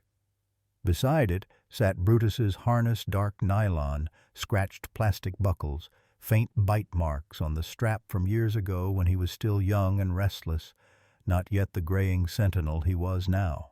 He turned it over, revealing the faded patch sewn across the top. Ranger Unit 71. It wasn't just a name. It was a promise, one Brutus had never broken. His fingers tightened around the harness, and before he could stop himself, the memory returned, unbidden and sharp. 5 years ago, the warehouse raid in Southridge, midnight heat, gunfire, screams, Elijah's voice slicing through the static, "Go, go, Brutus, door right!" And Brutus had moved faster than thought, ghosting past broken crates and the stench of mold and gun oil. Then, bang, a shotgun blast, too close. Elijah remembered the sound Brutus made. Not a whimper, not even a growl, just a thump like a tree falling, blood on concrete, dark and fast. And still, Brutus got up, dragged himself across the floor, crawled to the suspect, held him at bay with teeth bared and body shaking, refusing to let go. By the time Elijah reached him, Brutus was already trying to stand again, even with buckshot in his side. They said he wouldn't work again. They said retirement was the kind thing to do. Brutus didn't care. By the next morning he was sitting at the door of the station, tail sweeping the floor, eyes locked on the patrol truck like he'd never left duty. Elijah had bent down, wrapped his arms around that battered body, and whispered, "You don't have to prove anything, not anymore." But Brutus had looked up at him with those eyes, the ones that didn't lie. That said, "I'm not finished yet." Back in the present, Elijah exhaled slowly and sat on the bench, the weight of the harness across his lap. "You remember, don't you?" he murmured. Brutus stood just beyond the doorway. He hadn't come in. Not yet. His coat shimmered faintly in the hallway, light gray, streaked through black. The silver crown of a soldier who never stopped watching. Elijah lifted his gaze. "You still wanted to work. With blood in your fur and stitches in your side, you still wanted to work." Brutus stepped closer. I didn't understand it then, Elijah continued, voice low, reverent. But I do now. He swallowed, eyes stinging not from pain but clarity. We don't choose retirement, do we? We choose whether we still matter. The room was quiet except for the steady hum of the air vent and the soft scuff of Brutus's paws against tile. Then came the moment, small, almost invisible, when Brutus stopped in front of him, looked up, and sat. Not with stiffness, not with the weariness of age, but with purpose, like a soldier reporting for duty. Elijah met his eyes. They still didn't lie. And what he saw now wasn't just loyalty, it wasn't obedience, it was resolve. Brutus was ready. The legacy of the Ranger unit wasn't about teeth or obedience, it was about instinct, judgment, a sixth sense no one could teach or replace. Brutus had seen something in Evelyn before anyone else, had smelled fear in a child before the child herself could name it. And now he waited for Elijah to stop doubting and start moving. Elijah reached out and clipped the old harness back over Brutus's chest. The Velcro crackled as it sealed. "I don't know how much longer we've got," he said, "but we've still got now." Brutus stood. Elijah stood with him. Two old soldiers still in the fight. The school looked like something out of a brochure. Fresh paint, welcome banners, a mural of cartoon owls reading books on the brick facade. Parents might have called it charming, safe. But Elijah had learned the hard way. Evil doesn't always wear scars. Sometimes it smiles with perfect teeth and says good morning too many times. He stepped out of the unmarked vehicle, adjusting the zip-up hoodie over his badge. His sleeves covered the inked scars of cases past, and his eyes did what they always did, scanned. Beside him, Brutus hopped down silently. No vest today, just a leash and a quiet tension coiled beneath the surface.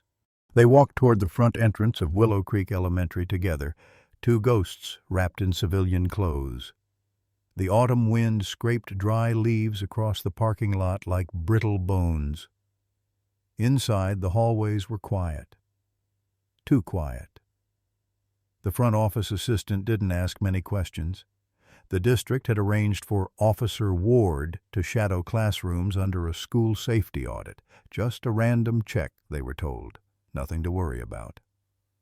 "Miss Dwight's class is down this hall, first door on the left," she said brightly, the edge of her lipstick too perfectly drawn.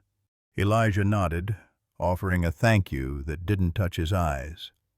They passed hallway displays of hand-traced turkeys and motivational posters. Be kind, be safe, be you. One child had scrawled "help" in red crayon inside the O of you. Brutus stopped at that poster. His ears flicked. Then he kept walking. Room 2A smelled of whiteboard markers and over-sanitized plastic. Carol and Dwight looked like every cliché rolled into one. Smart glasses, floral scarf, hair pinned just tight enough to seem professional but loose enough to say approachable. She turned when they entered, smile practiced. "You must be the district officer. Welcome. We're just starting our math stations." Kids sat in pods, tapping on laminated number charts. Laughter floated like soap bubbles. Innocent, or pretending to be. Elijah nodded. "Just observing today. Won't get in your way." He let the door click shut behind him. Brutus didn't sit, didn't circle. He moved. The dog paced between desks, slow and methodical, each step deliberate, ears forward, nose low. Carolyn's smile faltered just a hair. She clapped her hands lightly. "Oh, is he trained? I mean, should the kids not—" "He's trained," Elijah said without looking at her. Let him work." Brutus made his way toward the back corner. A boy blinked up from behind his worksheet. Brutus sniffed his backpack. Then another child's. Another. Then he stopped. Front of the room, desk closest to the whiteboard, Carolyn Dwight's. He lowered his head to the side of her bag, sniffed, and let out a sound Elijah hadn't heard since Evelyn's classroom, a low, bone-deep growl, short, final, not aggressive, decisive. Carolyn froze. Not all at once, but in the way her hand hovered too long above her dry erase marker. In the sudden stillness of her posture, like a dancer holding her breath before the fall. Is something wrong?" she asked, voice a shade too light. Brutus didn't bark, didn't move. He simply held his ground, eyes locked on her, growl still vibrating from his chest like a warning in a language she understood all too well. Elijah stepped forward slowly. "No one moves," he said calmly to the class. "It's okay, kids. Just a little safety check." To Carolyn, he added under his breath, "Put your hands on the desk." Her jaw tightened. "I'm sure this is a misunderstanding," she began. But Brutus took one step closer, that growl sharpening into something ancient, something primal. Her mask cracked. In the silence that followed, Elijah saw it, the flicker behind her eyes. Recognition, not fear. Recognition. She didn't ask who he was. She knew, and that told him everything. The hallway was too narrow for what came next. Carolyn Dwight walked ahead of Elijah, stiff and silent.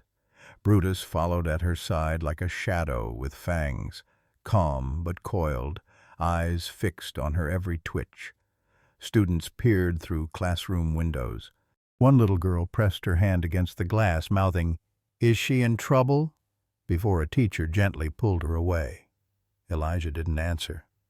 Not yet. "Ma'am, we'll ask you to step into the main office," he said evenly. Dwight stopped walking. "Is this necessary?" she asked, turning just enough to flash a strained smile.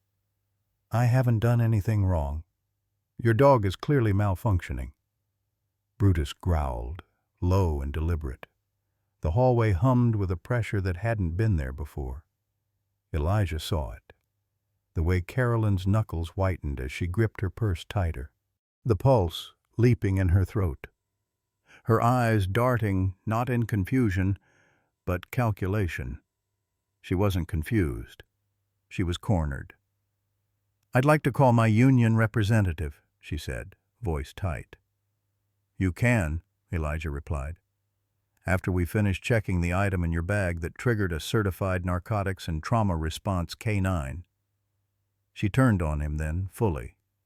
"I teach children, Officer Ward. You can't just barge into my classroom, turn your dog loose, and smear my reputation because he smelled a peanut butter sandwich." Elijah held her gaze, steady and unmoved. "That wasn't peanut butter." Carolyn's lips thinned into a line.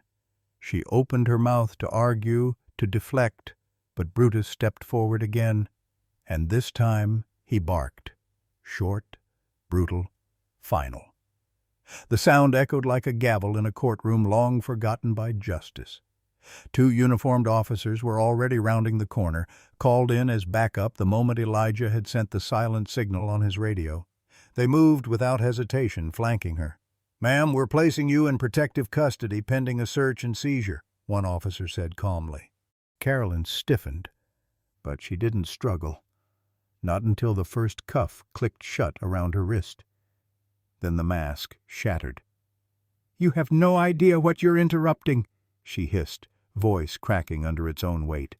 Her words weren't desperate. They were venomous, ferocious. Like a priestess dragged from the altar mid-ritual, her fury wasn't for her arrest, it was for the interruption. Elijah leaned in, voice low. "No," he said, eyes narrowing. "But he does." He nodded toward Brutus, who stood motionless behind him. watching her with the stillness of something that had seen too much and learned to trust instinct over orders. Dwight stared at the dog like he was a ghost from another life. And maybe he was. As they led her down the hallway, Elijah looked past her, at the classroom door they'd just left. One of the kids waved at him through the window, not fully understanding what had just happened, but sensing something important had shifted. The kind of shift a child can't name, but feels in the pit of their chest. A truth unmasked. Dwight was nearly out of sight when she stopped suddenly and turned over her shoulder. "You think you've done something noble here," she sneered. "But you haven't stopped anything. You've just made yourself part of it." Elijah said nothing, because sometimes silence was the only way to tell a lie. It wouldn't work anymore. Brutus, however, gave a low growl that rolled down the hallway like a whisper of war drums. Dwight flinched. The officers moved her along, and the hallway went still again. The room was dim, save for the flickering overhead bulb. Not by design, just old wiring and low funding, like too many things in this town. Carolyn Dwight sat across the table, wrists cuffed in front of her, though she hadn't tried to resist since the hallway. Not physically, but mentally. The war still raged behind her eyes, a battle of denial, deflection, and a desperate need to maintain the illusion. Elijah didn't speak right away. He let the silence settle, heavy and still, like snowfall in a graveyard. Brutus lay curled by the door, quiet, watching, always watching. "I'm going to ask you again," Elijah finally said, his voice even. "Why are you?" Carolyn's gaze flicked toward the corner of the room where the camera's red light blinked. She exhaled, long and slow, then offered the first truthful thing she'd said all day. Because she was easy. Elijah didn't react. Not on the outside. But inside, a part of him clenched. The part that remembered another girl another time, when a predator used the exact same phrase, easy. She kept to herself, Carolyn continued, voice brittle. Didn't speak up, always drawing in that damn notebook. Quiet kids get passed over, and when they don't have anyone really watching, they're perfect. "And what were you planning over Easter break?" he asked. She flinched. It was small, but he saw it. "That wasn't my job," she said quickly. "I was just told to keep her ready." "What does ready mean?" Another silence. Then, obedient, afraid, disconnected from anyone who might notice. Elijah's fingers curled around his pen until the wood creaked. He glanced at Brutus, not for comfort, but grounding. Because if he didn't keep his feet on the floor, he might flip the damn table. "Who were you in contact with?" he asked next. "No names," Dwight replied. "They were careful." "You said they." She blinked. Her jaw tightened. Then, one voice. A woman. "And?" Her throat bobbed. "She went by Miss Dana." Elijah stilled. That name wasn't on any roster, not in the database, not in the burner phone from Lorna, but the way Dwight said it, with a tremor just under her breath. It wasn't a code name. It was a presence. She had a voice like... Carolyn hesitated, then laughed. Too loud, too sudden. "God, it's going to sound stupid. Try me." "Sweet as honey," she whispered. "But sharp as glass. Like you'd trust her even while she carved you open." Elijah wrote that down. Not the quote. The feeling of it. People like that didn't just manipulate. They orchestrated. They built personas so seductive they didn't need weapons, just words. "Did you ever see her?" he asked. No, just the phone. What kind of number? Always blocked. Always called me. Never the other way. Brutus stirred. Carolyn's eyes dropped to him, and suddenly her voice changed, soft, breaking at the edges. I didn't want to go through with it, she murmured. I swear. I stalled. I made excuses. I even told them Arya was sick just to buy more time. But you didn't stop. No. Why? She looked up at him, and for the first time Elijah saw the teacher she'd been before all this. Not innocent, but human. Because, she said, if I didn't deliver the girl, they'd find someone else. Someone I knew. My niece. Silence again. The camera blinked in the corner, recording everything. But none of this would make it into a clean government file. The horror wasn't just in the crimes. It was in the system that left monsters like this believing they had no choice. Elijah sat back, his voice like gravel. You had a choice. Carolyn closed her eyes, and for the first time since her arrest she didn't argue. Later, as the door clicked shut behind him and Brutus, Elijah let out the breath he'd been holding since the moment she spoke that name. Dana! He repeated it under his breath like a curse. Brutus whined softly, just once. Elijah looked down. We're not done yet, buddy, he said. Brutus didn't move, but his ears tilted forward. Ready. The audio file arrived encrypted, bounced through 2 secured bureau servers, tagged with a level 4 clearance. Elijah clicked on the file, and the waveform bloomed across the screen like a pulse caught mid-beat. Brutus sat beside him in the cramped office, eyes scanning every flicker of Elijah's movement. He didn't need commands. He simply knew. Something important was coming. Elijah hit play. The voice crackled through the speakers. Female, tight, clipped with panic beneath practiced calm. Get rid of everything. Dump the drives, clean the accounts, wipe the damn footage. Pause, breath. We've been sniffed out. Beat. It's that damn dog. Elijah froze. Brutus didn't. The German shepherd's head jerked upright like a trigger had been pulled. His ears pricked. Body still.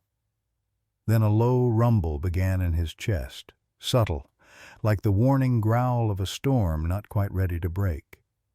Elijah turned to look at him. You heard it too, didn't you? Brutus didn't break eye contact with the screen. Just a subtle twitch of the ears. Affirmation. He rewound the clip. Listened again. This time it was the second line that sliced through. It's that damn dog. Not a dog. That. And in those 3 words, Elijah heard something sharp, acidic. Not just fear. Recognition. Dana knew. Whoever she was, wherever she was, she didn't just suspect a K-9 was involved. She knew it was Brutus. That meant more than surveillance, more than coincidence. That meant history. Brutus let out a short, forceful exhale through his nose, not quite a bark, more like disgust, as if some scent from the past had just resurfaced, foul and familiar. You're in her head, Elijah murmured, and she's in yours.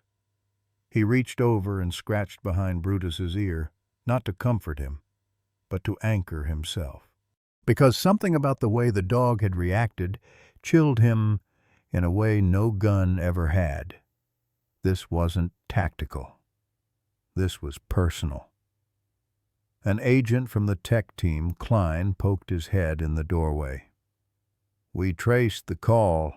Tossed cell tower, bounced off a fake tower. Voice print confirms the alias you flagged. Dana.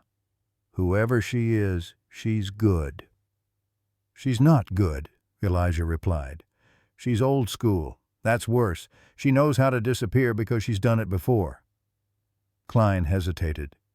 You think she has prior government ties? I think she helped build whatever hole she's hiding in. Brutus growled again, rising to his feet. Elijah looked down. The dog's tail was stiff, unmoving. Not aggression, alertness, like a compass pointing toward something just outside the room. He clicked play on the audio a third time. The moment Dana's voice uttered those words, Brutus shifted again, paced 2 steps, then sat, never taking his eyes off the speakers. She said that damn dog like she knew exactly who you were, Elijah said under his breath. What did you do, Brutus? The old shepherd blinked slowly, and for a heartbeat Elijah remembered. Flash, blood on tile. Brutus dragging a wounded child out from behind a shipping container. Screams in Spanish. A woman's voice on a walkie. Don't let the dog get near the crate. He remembers. Then everything had gone black under gunfire. That was 5 years ago. The raid that got Brutus reassigned. The one no one talked about. Because the mission logs had disappeared. Elijah sat back in the chair, breath shallow. She's not just afraid of what we'll find, he whispered. She's afraid you'll remember. He looked at Brutus. Which means you already do. He opened the caseboard app and dragged Dana's audio clip into the center, linking it to the previous arrests. Lorna Graves, Carolyn Dwight, the burner phone logs. Each node started to connect like neurons in a growing mind. Lorna was logistics. Carolyn was the conduit. Dana was command. And Dana had said Brutus's name without saying it. That made it real. That made it war. Across the room, Brutus let out a quiet huff and placed his paw, slow and deliberate, onto Elijah's boot. It wasn't affection. It was readiness. Elijah didn't speak, but he nodded. Because whatever this was, it didn't just need an agent. It needed a ghost from the past. And that ghost had fur, scars, and a memory sharper than steel. The war room was cold, not by temperature, the vents hummed gently overhead, but by the silence that settled in the room like fog. A silence born not of confusion, but clarity. Because once you saw it, really saw it, you couldn't unsee it. The wall was a mosaic of pain, names, maps, ages, red threads stretched taut between counties, burner numbers, transit logs, and school rosters. Every pin was a child. Elijah stood before it all, arms folded, jaw tight. Brutus sat beside him, tail still, watching the screen, as if he too understood the horror being charted in real time. A young analyst, Jory, clicked through a timeline on the projector. 37 girls confirmed, ages 6 to 10, all from single-parent homes, low-income districts. None had prior CPS flags, but nearly all had gaps in supervision. Another agent added, 3 of them were misclassified as runaways. 2 were marked as custody disputes. But we've reached out. The second parent never picked them up. They never even knew they were missing. Jory turned back to the board, her voice quieter now. This wasn't opportunistic. It was designed. Elijah took a step closer to the wall, narrowing his eyes. Every thread, every arrow, every number, it all pointed back to a single shape in the center. A circle. Inside it, written in black Sharpie on a faded sticky note, was one name, Dana. She didn't just move through this system, Elijah said, voice low. She built it. He tapped on one of the numbers, burner phone code 9177X GH2. These aren't random connections. Look at the activation pattern. Each number lights up a week before a school break, summer, Thanksgiving, spring. Jory nodded. Coordinated timing, perfect for transfers without suspicion. Brutus shifted. The room fell into another pause. Elijah moved to the far right of the board and picked up a photo, a surveillance image from a gas station camera. A little girl, blonde, hoodie too big, looking back over her shoulder, not running, not screaming, just empty. She'd already been turned, Elijah muttered. Jory spoke again, softer now. We found something else, in Dwight's car, folded up in the glove box, triple-taped shut. She handed Elijah a plastic evidence sleeve. Inside was a sheet of notebook paper, children's handwriting, a list of names, and next to each name, one of two words, quiet or loud. Brutus let out a low growl. Elijah read the names aloud. Ella, Marnie, Juliet, Aria. Aria's name was circled twice. Next to it, quiet. Jory whispered, they were categorizing temperament. Which kids would resist, which would obey. They were grooming long before they ever made a move, Elijah said. The perfect blend of fear and trust. And once they passed the test, he didn't finish. He didn't need to. An agent named Dawes called out from the corner laptop. We've decrypted another layer from Dana's old burner. It's not just contact logs. It's blueprints. He spun the screen around. On it, architectural drawings, warehouse dimensions, power grids. One file labeled Sanctuary 17. Elijah's stomach dropped. She's building holding centers. Jory added, or she already has. Silence settled again, deeper this time. Elijah looked at the wall one more time, not as a case file, not as evidence, but as a battlefield. She's not just trafficking kids, he said slowly. She's designing a supply chain. Brutus stood. No sound, no cue. But his posture had shifted from still to certain. Elijah met his eyes. She's the architect, he said aloud, and you're the only one who's been inside her house before. The room had emptied out. Whiteboards still buzzed with quiet heat. Maps hung half-tilted. Coffee cups sat abandoned like unfinished sentences. But Elijah stayed. A single dot blinked on the digital map in front of him. A last-known ping from a burner phone Dana had once used, silent for months. Until now. Coordinates loaded, and there it was. Marion Hills, Kentucky. Population under 2,000. One elementary school, one gas station, no police department, just a retired constable who doubled as the town's barber. A heartbeat passed. Then another. Brutus lay at Elijah's feet, his ears alert but still. Elijah leaned forward, eyes tracing the route on the screen. She's gone rural, he muttered. No cameras, no feds, no attention, just farmland and fences. He grabbed a notepad, started jotting. Nearest precinct, 037ME, no CCTV grid, disappears off mainline access. Fits Donna's playbook. Jory appeared at the doorway, tired eyes but steady. That burner pinged twice. Once at 3:12 a.m., again 5 minutes later. Same coordinates. Then dead silence. Testing signal strength, Elijah said. Or taunting us. He didn't answer, just closed his notepad and turned to Brutus, who was already on his feet. You feel it too, don't you? Brutus didn't bark, didn't whine, just stared. They both knew what this was. Not just another lead, a line in the sand. Outside, the sky was leaden gray. Rain threatened from a horizon that hadn't blinked all day.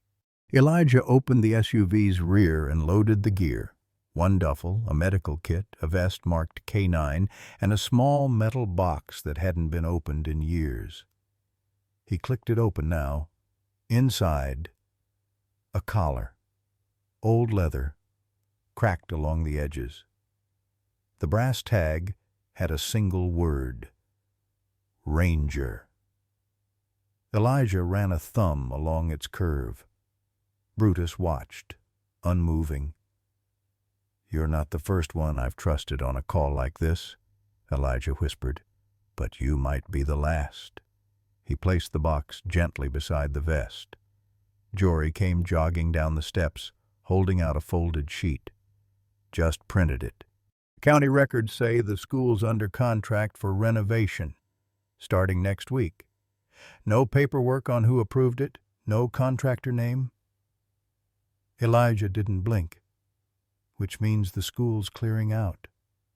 Spring break starts Friday. Perfect window.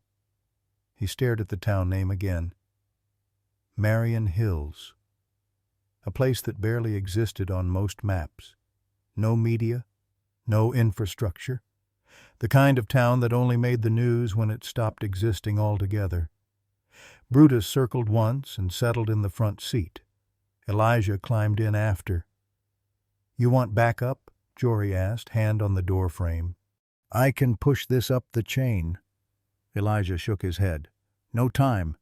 By the time approvals come through, we'll be chasing shadows." She hesitated. "You're going in alone?" He looked at Brutus. "Not alone," he said. "Just no human backup. This one's instinct." The engine rumbled to life. Headlights cut across the rain-slicked pavement as the SUV pulled away, heading south. Jory watched them disappear into the haze. Something in her gut turned, a quiet twist of dread she couldn't explain. Because deep down she knew. They weren't just hunting Dana. They were stepping straight into her home turf.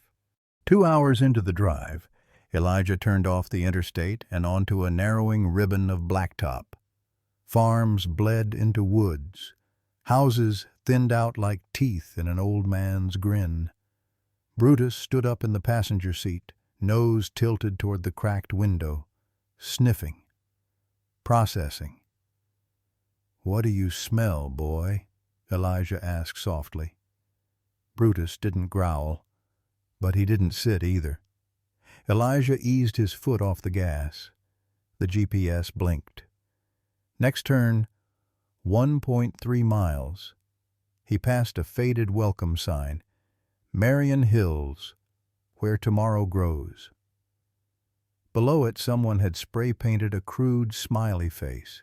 The paint had run in the rain, red streaks that looked like tears. Elijah frowned. They reached the ridge overlooking the town just before sundown. The school stood at the far end, backdropped by rolling fields and a distant tree line. A little too clean, a little too quiet. A janitor's truck idled out front. No kids on the playground, no cars in the lot. But one hallway light flickered, just enough to say, "We're here, we're waiting." Elijah parked off-road, engine off, window down. Brutus stared out the windshield. His breath fogged the glass once, then cleared. He didn't blink. Elijah followed his gaze to a single upstairs window. A shadow moved, fast, deliberate, gone. "No backup," Elijah said quietly. He reached for the vest. Just instinct. He strapped the collar around Brutus's neck. The tag clinked once, and the wind shifted. The school sat beneath a pale morning sky, too still, too quiet, like a stage waiting for a cue. Marion Hills Elementary was a red brick relic, the kind of place where ivy clung stubbornly and time slowed down. But the laughter was real.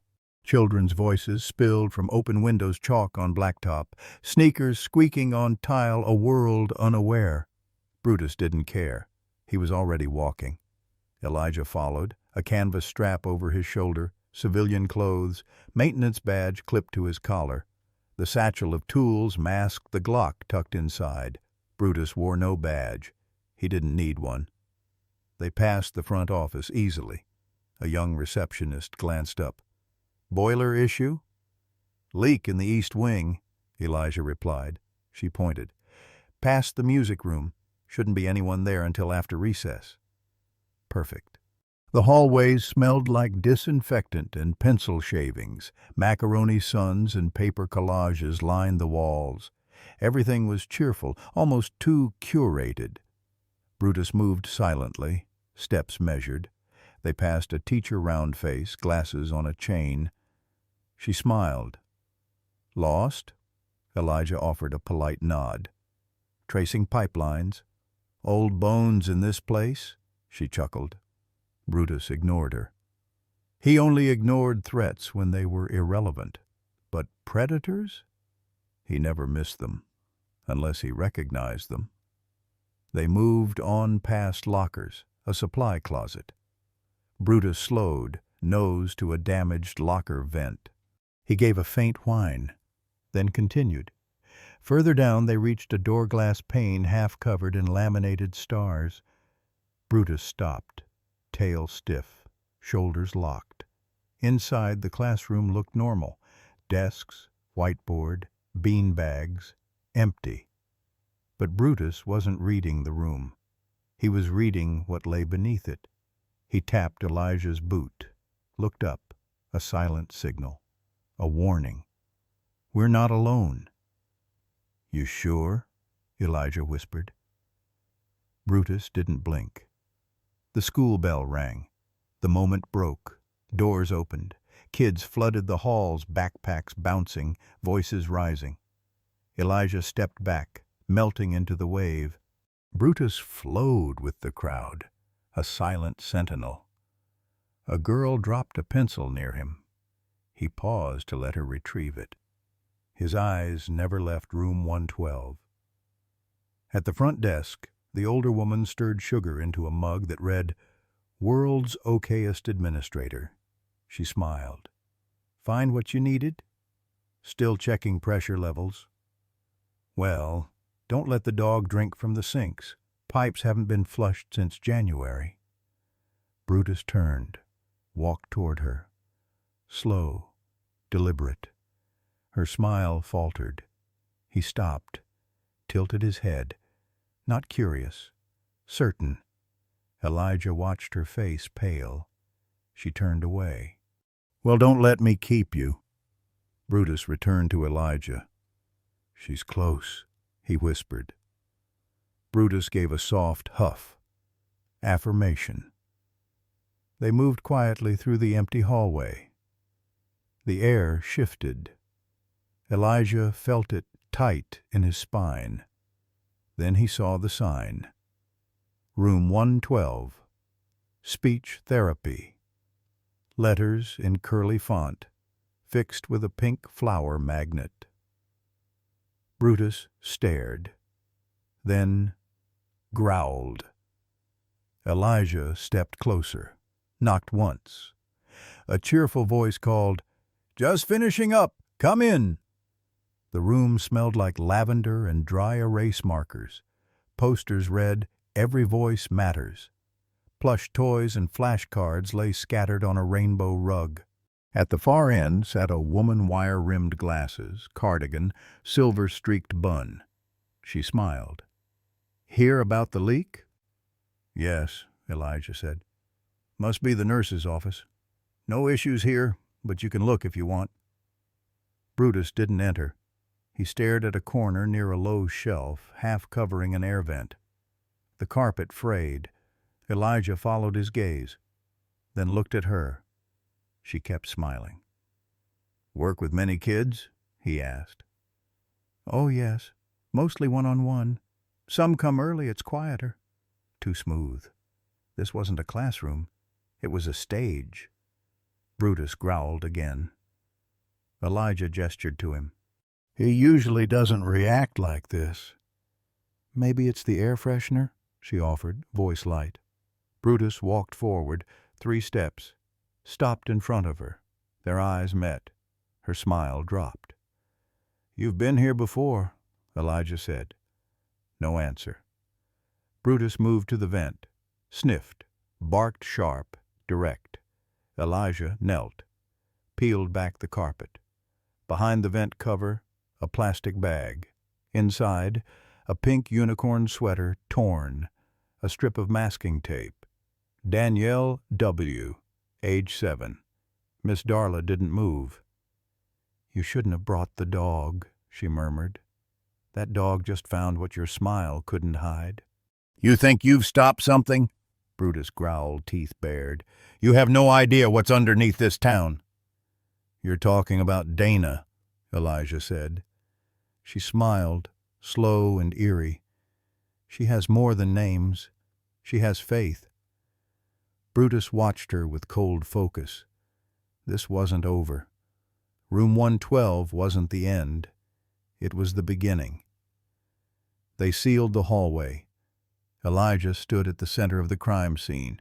Brutus sat beside him, unmoving. Darla Winslow sat in a child's chair, humming off-key. He'd heard that hum before, too calm, too rehearsed. He opened her desk, too neat, too intentional. The drawer stuck, inside folders, no last names. Maya, Sierra, Emily. He opened one. Photos, some from sessions, others from bus stops, parking lots, transfers. Brutus's ears twitched. He stared at a tall bookshelf. Elijah crossed over. Among picture books, one spine didn't fit. Advanced Phonetics and Developmental Therapy. He pulled it out. Inside, a prison library stamp. Mountain Ridge State Penitentiary. "You were never licensed," Elijah said. She didn't deny it.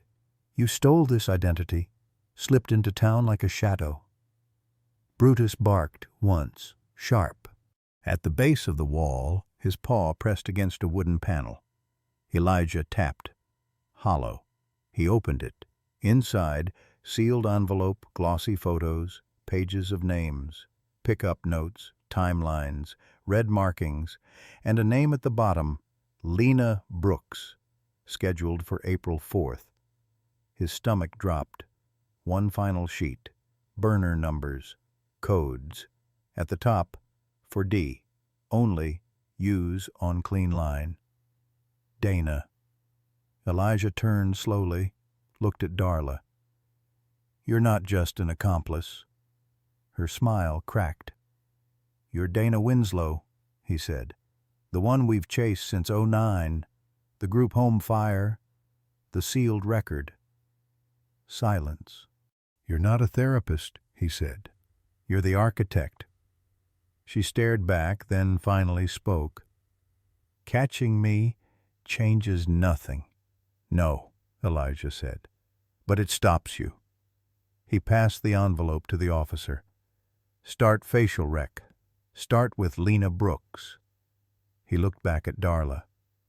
Brutus stood in the doorway, eyes locked on her.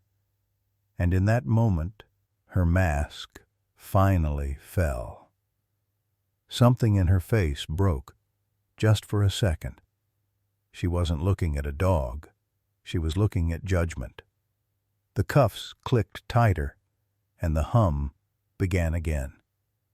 This time, it was broken. Maya didn't want to leave the room. Not yet. Elijah, the FBI liaison, and a kind woman from Child Services waited patiently, but Maya stood still in the center of the classroom that had nearly stolen her. Brutus, silent and steady, sat at her feet. "He doesn't like hugs," Elijah had warned. But Maya knelt and whispered, "Just once." She hugged Brutus gently. He didn't flinch. He leaned in, closed his eyes, and let her. "She always smelled like flowers," Maya said quietly, "like those fake air fresheners." The Child Services worker nodded. "But it made me feel small," Maya added. Elijah crouched beside her. you are here. And you're not small." She looked up at him and smiled faintly. "Tell him thank you for believing me." Outside, the sky turned gold with the approaching sunset. Brutus walked beside Elijah as they watched Maya climb into the SUV. Arya stood silently nearby, hand in her foster mother's. As the car pulled away, Maya waved not at Elijah, but at Brutus. "She's like me," Arya said. Elijah nodded. "But she got out sooner." "Because of you," Elijah said. "If you hadn't spoken up, we might never have looked here." Arya turned to Brutus. "He listens even when people don't talk." "That's his gift," Elijah said softly. Inside the school, evidence was being catalogued, but none of that would make headlines. What mattered, what would live, was the image. 2 girls, 2 survivors, and a dog who stood between them and the dark. At the flagpole, Elijah watched Brutus sniff the grass like nothing happened. He thought about the predators they'd chased. No fingerprints, no names, but always a scent. Brutus never missed it. When Maya hugged him, something shifted. Elijah realized it wasn't just about catching monsters. It was about bringing something back, even if it was just a little girl's voice. As they walked to the car, Arya asked, "Is she safe now?" "Yes, with people who will protect her. And Brutus? He'll always protect the next one." By dawn, Darla Winslow's mugshot was everywhere. Her tight jaw, her lifeless eyes, her name, once associated with bulletin boards and praise, now burned into every parent's mind. By nightfall, the photos leaked folders of faces, names scribbled on Post-its with words like pending. It didn't matter where you lived. By the end of that day, parents across the country sat beside their children wondering, how did a dog see what we couldn't? The press conference was short, no spin, just facts. Agents spoke, but the real weight came from the photos' young girls, all under 10. Then the video played. Brutus growling at Darla, not barking, not confused, certain. Even in low resolution, you could see it. He didn't just smell guilt, he recognized it. Headlines flooded in, "The Dog Who Knew." Brutus, America's K9 hero. But Elijah ignored the noise. He knew how close they came to missing it, if Arya hadn't spoken, if Brutus hadn't reacted, if Darla had lasted one more week.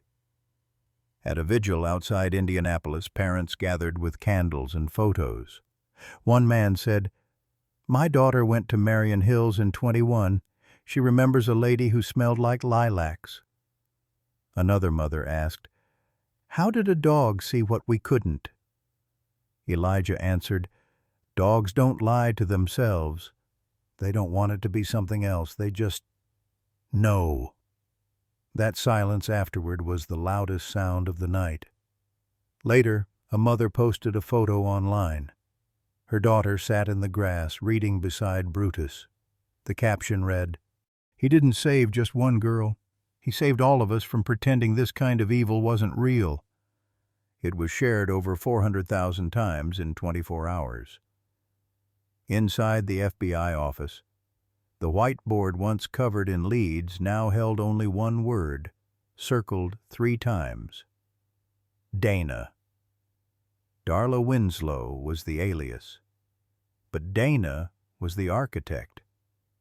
"She built the system," an agent said. Elijah replied, "Not anymore." Beside him, Brutus stirred, already searching for the next scent. 13 days had passed since the arrest, since the scream, since Brutus sat beside a trembling girl until her voice returned. Now, Arya was back. Hair brushed, ribbon neat, and this time she walked in alone, clutching a small red box. Brutus stirred before she spoke. His tail thumped once. She smiled. He remembered. She knelt and opened the box. Inside, a deep red collar. Sturdy, beautiful. The engraving read, "Guardian of my world." Brutus touched it with his nose. "Do you want to help me put it on?" Arya asked Elijah. Together they removed the old collar and fastened the new one. It fit perfectly. "I wanted to say thank you," Arya said, not rehearsed, but real. "Not just for saving me, but for staying." Brutus nudged her hand gently. Her eyes shimmered. She looked up at Elijah. "I'm not scared at school anymore." "Why not?" he asked. "Because now I know someone can hear me, even if I don't say anything." Then she hugged him. Elijah froze for a moment, then held her gently, like something cracked that learned to shine again. "Thank you for believing me," she whispered. He didn't need to reply, because Brutus stood beside them, red collar glinting, a sentinel of everything that could have gone wrong, but didn't. As Arya walked to her mom's car, she turned and waved, a full-arm wave. Brutus barked once short and proud, and Elijah stood still, hand on Brutus's back, knowing something had shifted. A girl who once folded into herself now stood taller, and a dog once discarded by the system now wore a collar that said more than any medal ever could. The oak trees behind City Hall had seen protests, weddings, summer fairs, but never this. Rows of chairs lined the lawn. Uniformed officers, parents, and scout sashes scattered among them. A banner swayed above. "Thank you, Brutus." Hand-painted, uneven, honest enough to make Elijah's throat tighten. Brutus sat beneath it, red collar gleaming, still on duty. Scout leader Jen took the mic. "Today isn't just about one hero. It's about listening to those who can't speak in words, but still speak." Then came Elijah. No script, just truth. "When I met Brutus, he didn't trust anyone, and I didn't blame him. He had been passed over, labeled too aggressive. But under all that was something unbroken, his instinct. Instinct doesn't wait for permission, but it knows." He looked at Brutus. "And when we listen to it, it saves lives." Elijah paused. Brutus growled when others smiled. He stood still when the rest of us looked away. "I think we owe it to every child who's ever felt unsafe to do better than we did." Then he knelt, clipped a silver badge to the red collar. "K9 Unit, Honorary Officer, Marion Hills Division." Applause followed, not ceremonial, but real. Some wiped tears. One boy saluted. Brutus? Unmoved, steady, still listening.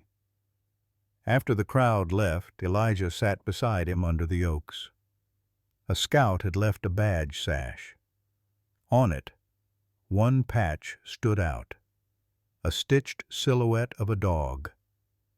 "Trust, listen, protect." Elijah smiled and folded it, the oak leaves rustling above.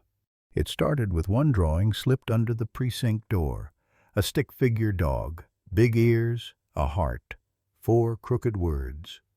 "I feel safe now. M." No return address. Just that. Elijah stared. Brutus laid down beside it like it was sacred. More came scraps of diaries, voice recordings. She locked the door but left the window open. I hated that game. I didn't think anyone would believe me, but that dog did. They weren't confessions. They were survival songs. And Brutus, he listened. At the community center, Elijah brought Brutus on quiet Friday afternoons. No media, just a rug and the dog. Kids came. Some talked. Some just sat. One girl placed a sealed envelope in front of Brutus. Don't let anyone else read it. Inside, I wish she never touched me. Elijah didn't sleep that night. What kind of world makes a dog the safest place for a child? Soon, Brutus had a box, painted by kids. Secrets for Brutus only. Inside, notes, drawings, truths too heavy for little shoulders. Brutus lay beside it each time, guarding it like treasure. One afternoon, Arya returned, not with a collar, with a journal. I don't know if I'm ready to talk to people, she said, but I think I can read it to Brutus. And she did, about not being believed, about rose perfume and monsters who smile. When she finished, Brutus rested his head in her lap. She cried. He stayed. That evening, Elijah hung a new placard at the center, where truth finds its way home. Below it, a photo. Brutus, upright. Children around him, some smiling, some not. But all standing. Not every secret became a case, but every whispered truth mattered. Brutus never asked for medals. He just stayed. The school board met for 9 hours. What emerged was not policy. It was penance. Revetting. New systems. No more trusting smiles. Because Dana had seemed kind. And monsters don't come with horns. They come with lanyards and fake warmth. Dana's name and aliases were circulated nationwide, no longer a ghost, a case file, a face no one could ignore. Elijah stood at the playground, not in uniform, just jeans and a badge at his hip. Beside him, Brutus, alert but calm. A teacher passed. I still can't believe she got past all of us. Elijah didn't offer comfort. You saw what she wanted you to see, he said. He saw what she couldn't hide. Then Washington called. A new unit. Field ready. Instinct first. Seek survivor extraction and evidence K9s. No press. No politics. Just trust. Elijah and Brutus said yes. They trained, waited, watched. And the results? A child in West Virginia spoke after Brutus sat by her window for 3 hours. Another in Nebraska whispered a name only to him. They weren't just building cases, they were rebuilding trust. By December, Seek had deployed 6 times, 5 arrests, dozens of leads. But what Brutus truly changed was culture. Schools requested therapy dogs. Parents joined awareness sessions. Background checks grew deeper. The question shifted. Not just, do they have a record, but what have we missed? Elijah let the work speak. Cameras never suited him. Still, he kept a folded clipping in his pocket. Guardian of my world. A photo of Brutus beside Arya. Because when doubt crept in, when the work felt impossible, he read that. Because sometimes change doesn't come from breaking systems. It comes from planting something strong enough to outlast them, something that doesn't lie to itself, that waits, that listens, that wears a red collar and never looks away. The porch was quiet. Not the kind of quiet that pressed down on your shoulders, but the kind that let the world breathe a little slower. Somewhere out in the trees, cicadas sang their summer hymn, rhythmic and low. A wind chime ticked gently off key, but somehow perfect. Elijah sat in the old rocker, its wood creaking beneath him like an exhale. His boots were dusted from the trail behind the house. The day had been long, but not loud, not chaotic, just full. Brutus lay beside him on the worn planks, head between his paws, chest rising slow and steady. The red collar caught a glint of moonlight guardian of my world, engraved along its edge like a quiet promise. Elijah reached down, his hand brushing the thick fur behind Brutus's neck. The dog didn't lift his head. He didn't need to. This was their rhythm now, presence without demand. "You saved more than lives," Elijah whispered. The words weren't planned. They just came, like truth often does when no one's asking for it. "You saved how we see." He didn't elaborate. Didn't have to. Brutus twitched his ears slightly, then exhaled through his nose. Elijah knew he understood in the way only dogs do, with their bones, with their breath, with a silence that never needs explanation. Out across the fields, the stars began blooming, one, then 5, then dozens more. No city lights to drown them out, just sky and stillness and memory. It hadn't always been like this. There were years Elijah didn't look up, didn't want to see what he'd lost, didn't trust that peace wasn't a trap. But tonight was different. From inside the house, the faint hum of the fridge and an old country song bled through the screen door. On the kitchen table lay a folder stamped Federal Response. Seek active file. But Elijah had set it there and walked away. He didn't want to be in that world tonight. He wanted this: stillness, simplicity, a night with his dog and no ghosts knocking. But ghosts are rarely polite. A sharp buzz broke the air. Elijah's phone lit up on the armrest. The screen glowed pale blue against the wood. Incoming message, level 2. Priority, unknown sender, encrypted. He didn't move for a second, just stared at it, like maybe not touching it would keep the world at bay. Brutus shifted, sat up slow. His ears raised. He hadn't even heard the buzz. He'd felt it. Elijah picked up the phone and tapped the message open. It was short, cold. "There's another one. He doesn't speak, but he drew your dog. Marion County Sheriff's Office. Case file, number 11472. Attached was a photo. A child's drawing rough crayon lines, no color inside the shapes. A stick figure stood next to a big dog with pointed ears and a red collar. Elijah stared. His fingers tightened around the phone. He didn't need to ask Brutus if he was ready. The dog was already standing. The stars still bloomed overhead. But the night had shifted. The quiet wasn't broken. It had just been given a purpose. Elijah rose slowly, sliding the phone into his pocket. He looked down at Brutus, who stared back with eyes that had seen too much and still chose to stay kind. "We go again," Elijah said.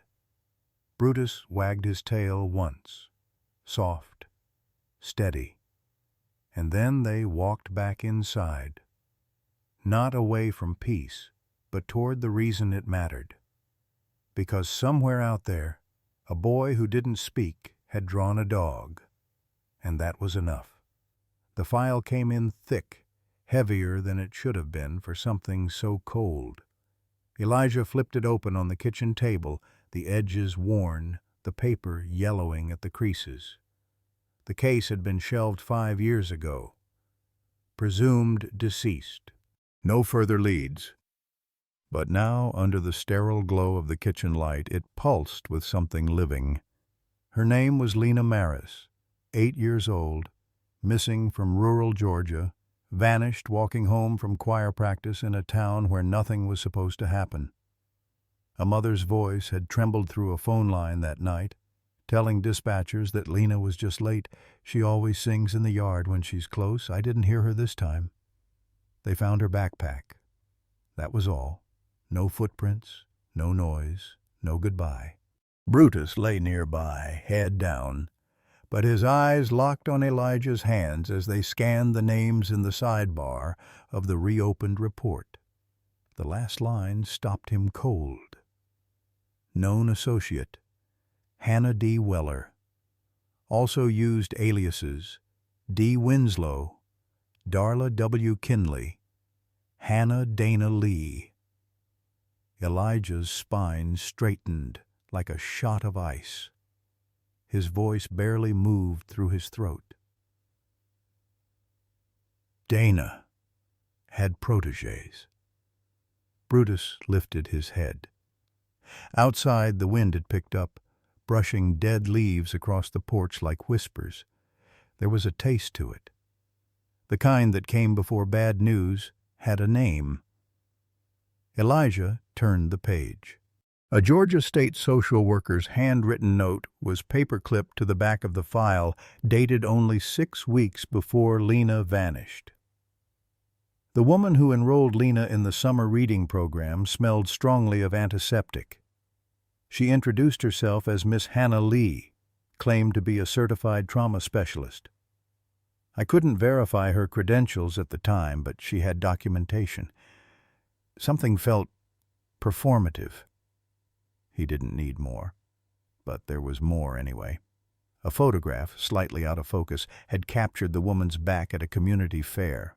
Long gray cardigan, neat bun. A lanyard that read, Speech Development Outreach. She held a balloon in one hand and a young girl's wrist in the other. Elijah didn't see her face, but Brutus growled, low, controlled, but guttural. That sound had weight. He stood up slowly, grabbing the burner phone from the table. Dialed Washington. They answered on the second ring. This is Walker. We've got another one. Sir, we've cross-referenced the Dana alias list. There's a pattern: Georgia, Arkansas, Michigan, every 4 years. Each town has 1 missing child, 1 new therapist, and 0 oversight. Elijah gripped the table edge. Who is she now? The line went quiet. Then, we believe she's using the name Helen D. Warner, currently working in a private language clinic in Baldwin County. No formal license, but the references check out. She may be embedded. She's not embedded, Elijah said. She's recruiting. He hung up. Brutus was already on his feet. There was something Elijah hadn't said out loud yet, because to say it would make it real. Dana had planted seeds, and one of them was sprouting. He sat back down for a moment, let himself feel it. Lena had been forgotten by most, reduced to a name in an old case file, a candle once lit in a vigil no one attended the second year. But Brutus didn't forget, and neither did Elijah. Because they'd learned the hard way. Monsters don't vanish. They multiply. And the worst ones teach others how to smile just right while they do it. He looked down at Brutus. We're not done. Brutus nudged the red collar with his nose, then turned toward the door. The cruiser sat in the driveway like a patient animal engine, silent, windows dimmed, lights off.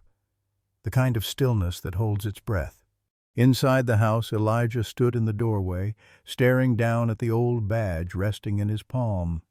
He hadn't worn it in weeks. Not officially. After Dana's arrest, he thought maybe that part of his life was behind him. Maybe Brutus could finally rest. Maybe they both could. But some shadows stretch longer than the light knows, and evil doesn't retire. Behind him, Brutus paced once, twice, then stopped at the door. Head high, ears forward, tail stiff as steel. The red collar around his neck caught the porch light, its inscription faintly visible beneath the dust and wear. Guardian of my world.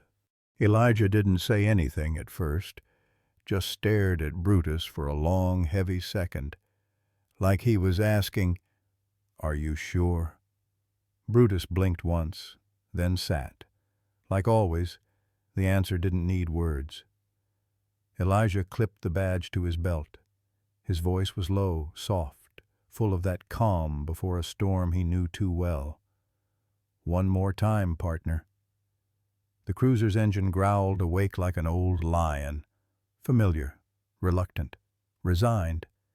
As they pulled out from the gravel driveway, the porch light behind them flickered and died. Elijah glanced once in the rearview mirror, not at the house, but at the mailbox, still dented from the last winter storm, still standing, just like them. The road stretched dark ahead, no destination on paper yet, just Baldwin County. Another name, another child whose trail had gone cold. Elijah's fingers tapped lightly on the steering wheel, syncing with the low rhythm of the tires on asphalt. It wasn't music, it was memory. Brutus sat in the passenger seat, his body rigid but his eyes scanning the horizon. That soldier still lived in him. Quiet, watching, always waiting for what others missed. Elijah glanced sideways. "You ever think we're chasing ghosts?" Brutus didn't move. "Yeah, me neither." The miles passed in silence, broken only by the hum of the road and the occasional chirp of the radio scanning frequencies. A deer crossed in the distance.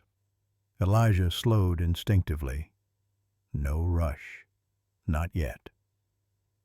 Somewhere in Georgia, a girl's name waited to be said out loud again. Somewhere, a woman who learned too much from Dana was smiling in the mirror, practicing concern like it was a language. Somewhere, Brutus would stop walking.